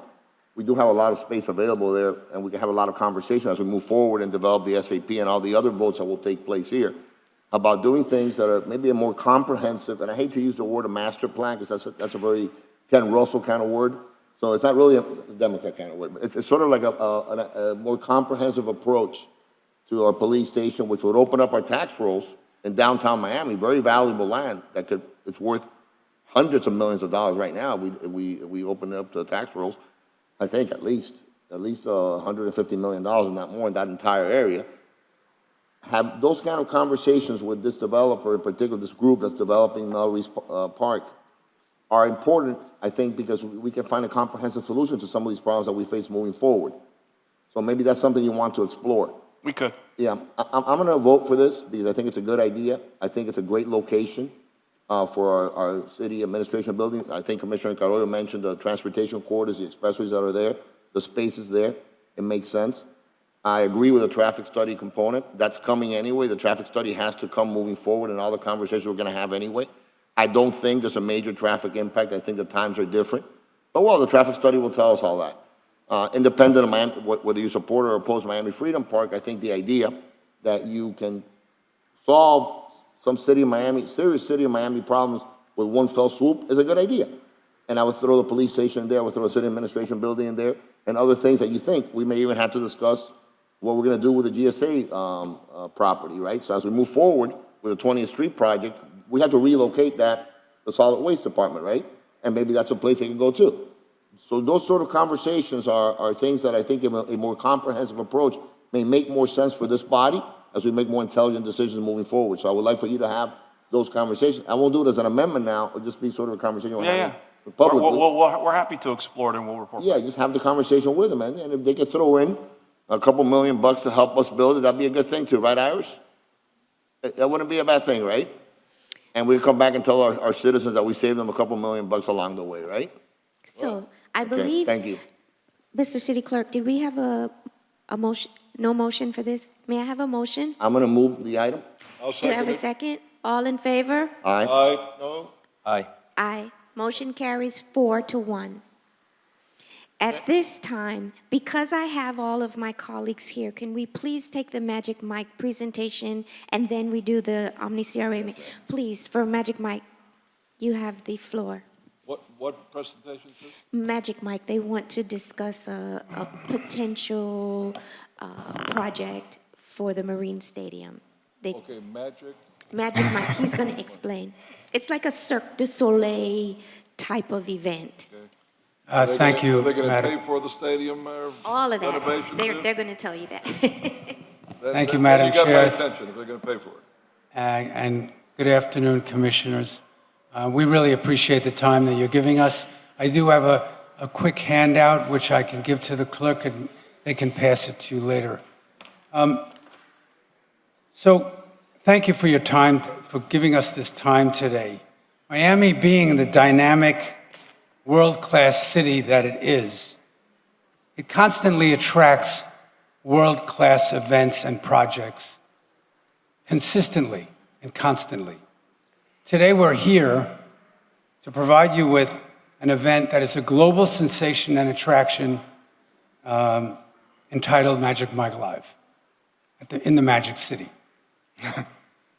Vincent Marini, who is standing here, will give you a presentation.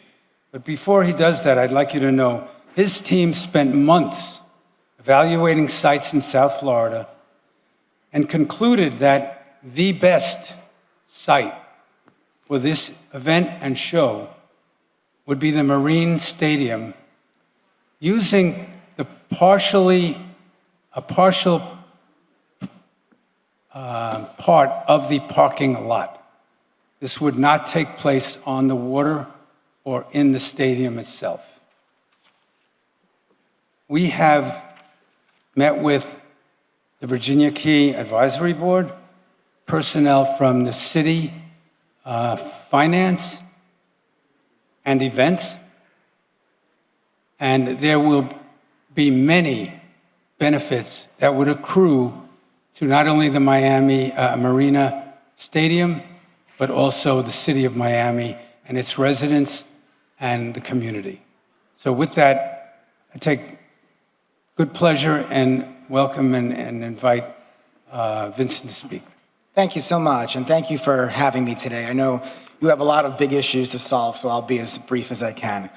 My name is Vincent Marini. I am the executive producer of Magic Mike Live Worldwide, and I'm here to talk to you about the launch of a giant 10-city national tour in Miami. And I'm here on behalf of the actor Channing Tatum and the Academy Award-winning director Steven Soderbergh. I want to tell you a little bit about the project and why we couldn't be more excited about the possibility of being at Marine Stadium and hopefully redefining what that site can be. Just to give you a little bit of background about what Magic Mike is, it started out as a film in 2012 where we literally, they produced this little film for $10 million and it went on to earn $150 million around the world. It became a global sensation and that led to a sequel. And then believe it or not, just a few months ago, they finished shooting the third film, which will be launched by Warner Brothers, and it was in Miami where they finished shooting the film. That then led to a new television show on HBO Max, which was about taking 10 regular guys from around the country who had kind of lost their magic and helping them find that magic again. And that was a huge hit back in December. And that then takes us to sort of why I'm here today, which is that there's a world-class live show that we produced and that Channing directed and produced in 2017 in Las Vegas. We did a massive renovation at the Hard Rock Hotel and Casino, and we created a show that was sort of a new kind of entertainment, something that was sexy but classy. It was sort of, we did for entertainment in a lot of ways what Cirque du Soleil did for circus. And it's funny, it's empowering, it's sort of a joyful evening of entertainment. And instead of doing it for thousands of people, we're all about doing curated experiences for 300 to 600 people. And it was really one of the most innovative projects to hit Las Vegas. And then that turned into a production in London, Berlin, Australia, and now basically we have shows all around the world.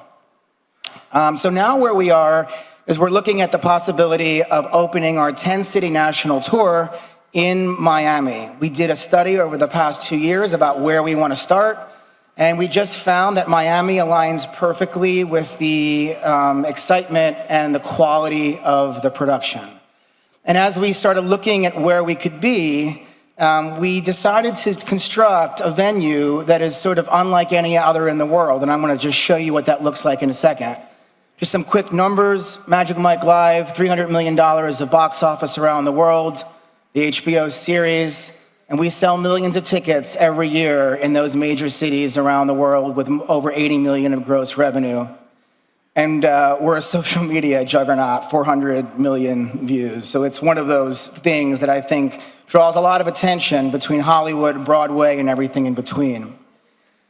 And when we do these shows, the world comes with us. You know, we've been on Ellen, Late Show with James Corden, This Is Us, The Today Show. It really is a national and international phenomenon. And this is our venue that we have constructed. It's probably one of the most unique pop-up venues in the world. It can seat about 600 people. It has everything built into it: bathrooms, front of house, back of house, box office, merchandise, food and beverage, waste collection. Everything you can imagine is self-contained. And when we did this project, when we looked at the right place and we decided that Miami was the location, we kind of did a little fly-through of where we were when we were in Melbourne, just to give you a little bit of a sense for what this venue kind of looks like when it's put in the middle of a city. We generally, like I said, do about 10 shows a week, about 600 people per show. That's about 6,000 patrons per week. We have people from 50 countries around the world that come to see the show.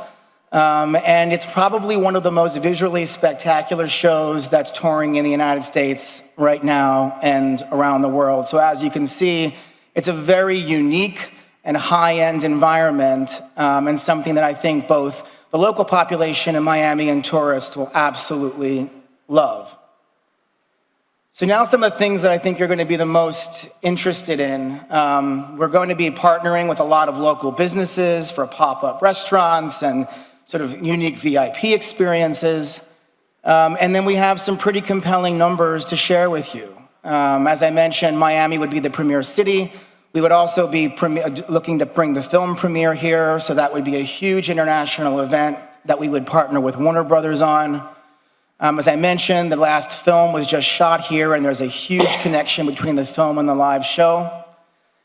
We're looking for a 6-month period, so we're not just coming in for a weekend and leaving. The idea is to make this sort of a part of Miami for an extended period of time and make that site something that we can care for over a period of time, while also allowing other projects there while we're there.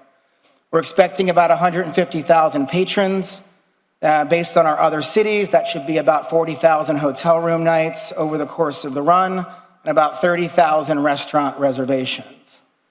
And right now, in those other cities, we've brought about $50 million of economic impact to those local economies. And as you can see, basically every major celebrity that's in town comes to see Magic Mike, whether it's Margot Robbie or Kristen Bell, Ellen DeGeneres, Simone Biles. I mean, it really runs the gamut, but it is something that draws a ton of people.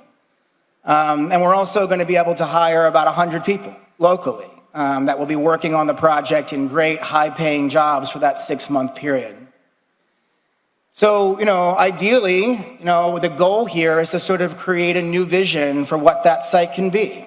And to do it in a way that doesn't require public funds, but it's a privately financed show. We're just looking for the piece of land. We're looking for the city to be there to help us make the land as beautiful as it can be for our customers. And we're really excited about sort of bringing the world and the entertainment power of Hollywood and Broadway to Miami. Thank you. For my colleagues, this was informational. Sure. This is for informational, so maybe we can take this up at some time. But Would anybody I have like a to weigh question. in? Yeah, of course. Commissioner Diaz? Quick question. Do you do a revenue share with Las Vegas or any other city, London? No, there's no revenue share. No. Are you open to a revenue share with the city of Miami? We would consider a revenue share, but it would have to be in lieu of rent. So if we wanted to do a rent deal. That's not really a revenue share, right? It's in lieu of something else, and it's just, zero. It's Well, what I'm negative saying is that if we're going to pay a rent fee, a fixed fee, that's one way to approach it. Another way to approach it would be, instead of a fixed fee, to do a revenue share. That would incorporate. Would you do both? A rent and a revenue share with us? It depends on the economics and the revenue share, and also what Miami would bring to the table on the site. Miami brings Miami to the table. Miami brings Miami to the table. That's why you're going to come here. I mean, you're not going to, Tucson, Arizona. Right? Yeah, so as a privately funded venture, as long as economically it makes sense for the investors and for the team, of course we would consider that. Okay. All right, thank you. Of course. Okay, I'm confused. It says Miami Marine Stadium Reborn. Mm-hmm. Are you going to refurbish the Marine Stadium? No, what we're imagining instead is, I'm going to be very honest with you. The site has a lot of challenges as it exists right now. However, we feel like if we can do a high-end event where we bring a venue to that location and we light up and beautify the space and make it a cool place to come and hang out in the evening, that will then hopefully open people's eyes to what that stadium could one day be. Because Right, because you're only going to be in the parking lot. That's In the correct. parking lot. Yeah, so it's a There- parking lot. Right. It sort of would be like where the boat show was, right? So you will go and be in the parking lot. Yeah, it would be a smaller footprint than that. No, of course, but in the same place. It'd be Yeah, it would in be the parking idea. lot. That's And correct. part of the revenue shares is to put some of that money into Miami Marine Stadium moving forward, right? That will be. That could our very thinking. well be, yeah. And there's a lot of things that we could work together on during that 6-month period to help with that revenue. Absolutely. Is there any nudity at all? Annuity? Nudity, not annuity. No. Nudity. My mother would not be very happy if I was representing a show with nudity. There's no nudity. There's no nudity at all. No. How many square feet of tents? Nudity we want, but not nudity. That's what I figured. Okay. How many, don't mind him, he's from Tallahassee. No, please. I know it's not quite as interesting as solid Tallahassee waste. is very conservative. Actually, it's much more conservative than Miami. How many square feet of tents are you planning on putting there? It's actually pretty much what you see. It's about 150 feet long by about 250 feet wide. Okay, 150 by 250. Pretty big. Yeah. Okay. Pretty How big. many people can you get in there, do you figure? About 600 people. So it ends up being, most people arrive by ride share for our shows, but if they were mostly to drive, it would be about 150, 160 cars. Okay. And it's only for 6 months? That's correct. Okay. So you're going to have approximately 3/4 of an acre of land, a little more than 3/4 of an acre. That's right. Okay. All right. So, Are thank you looking to do it a multi? I'm sorry, Madam Chair. It's okay. I'm sorry. A multi-year? No, I'm talking to her. Oh. A multi-year contract, or are you just looking for 1 6-month experience? Yeah, I think we would start out with 1 6-month experience, and then if it went well and the city was open to an annual Right, deal, and we could consider it. they're kicking off they would like to kick off their 10-city tour here in Miami. Right. Right. So it would be Miami, New York, Chicago, Toronto, Mexico City, et cetera. But the kickoff would be here. That's correct. Okay. Thank you. Thank you for coming. Thank you for the presentation. Thank you very much. You're very welcome. It's nice to meet Thank you you all. so much. This will conclude. Greatly appreciated. This will conclude the City of Miami Commission meeting for June 9th, 2022. Thank you all for attending. Meeting adjourned. Chair Diaz-Silverti, I just need 120 seconds. You need about 20 seconds, right? 120 seconds. 120, 2 minutes.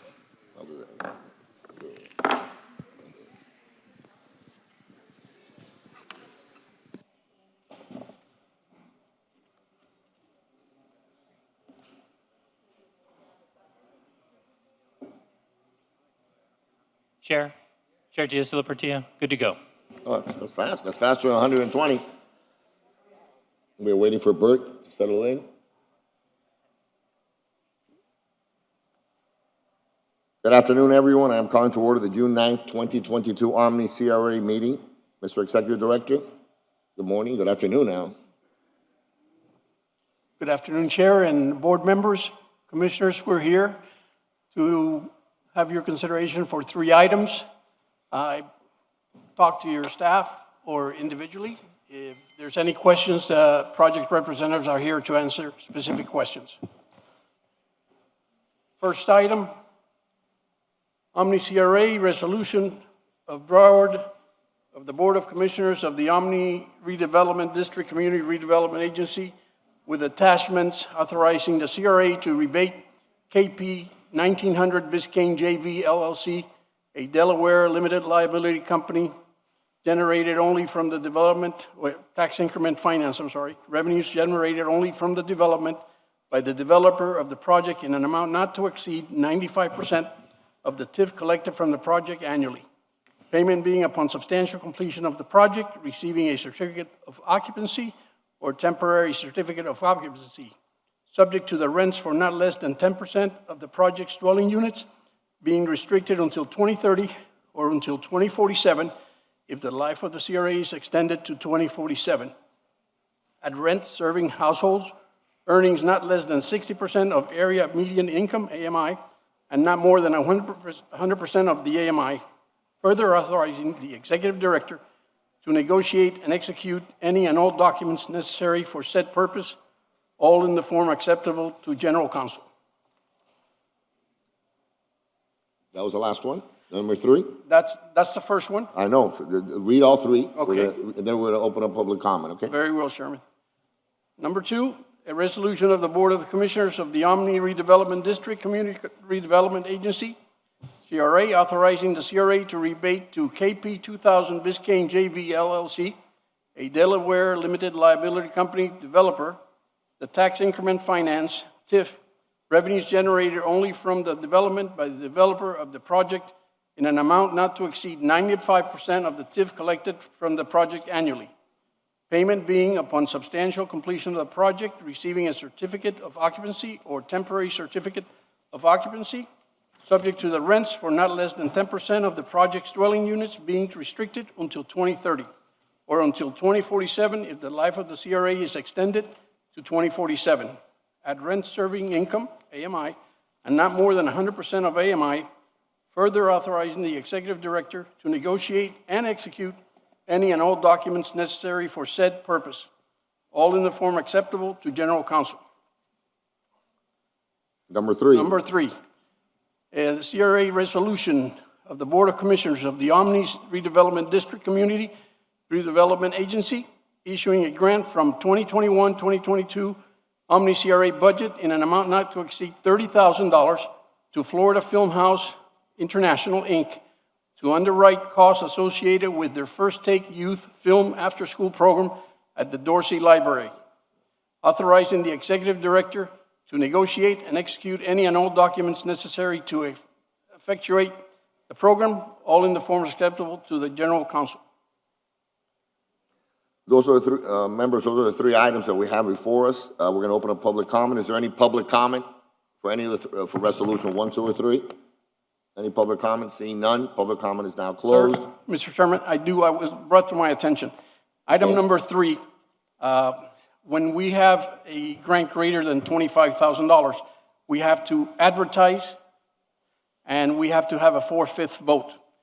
In this case, we did not do those two. Well, we didn't do it, then make it for $24,999, and then we'll vote for the other 5 later on, okay? Exactly. Right. That's what we suggest. We'll amend it to $24,999. That's resolution number 3. Yes, sir.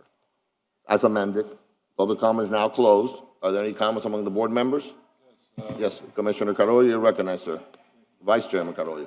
What happens to the $35,000 that were given to this developer if the CRA is not extended until 2047? Well, it will be extended. We have a lot of projects in the works, as you know, so we're pretty sure we're gonna extend it. But if we don't, what happens in the deal? It's the only thing I'm... We have the sunset of 2027, and that the deal will work with those guidelines of the Well, he's sunset. talking about resolution number 3. It's not for a developer. That is for a film project. No. I'm not talking about 3. I'm You're talking about item number 1. Yeah. If I may, I believe that what that I ask you, if it is not extended, then they will not be receiving any funds. Correct. Is that right? Correct. I just want to make Is sure that that we're fine? not Yes. Mr. Chair, stuck for That's correct. the remaining that's round. correct. If it is not extended, they will not be receiving any funds. Correct. That's correct. Any additional questions? Yeah, I don't understand this here. It says Kushner is connected to DC. What's DC? What's Kushner? The name Kushner has some familiarity in Washington, D.C. Well, he's not connected With anymore, Jet. but he will be in 2 years. That's okay. And that is one of the two developers involved with the project, sir. He's not one of those January 6 guys, right? No. Okay, making sure. All right, We separate number 3? we can. Thank you. So we have, we're going to vote on items number 1 and number 2, CRA Resolution 1 and 2. Any more questions, any more comments?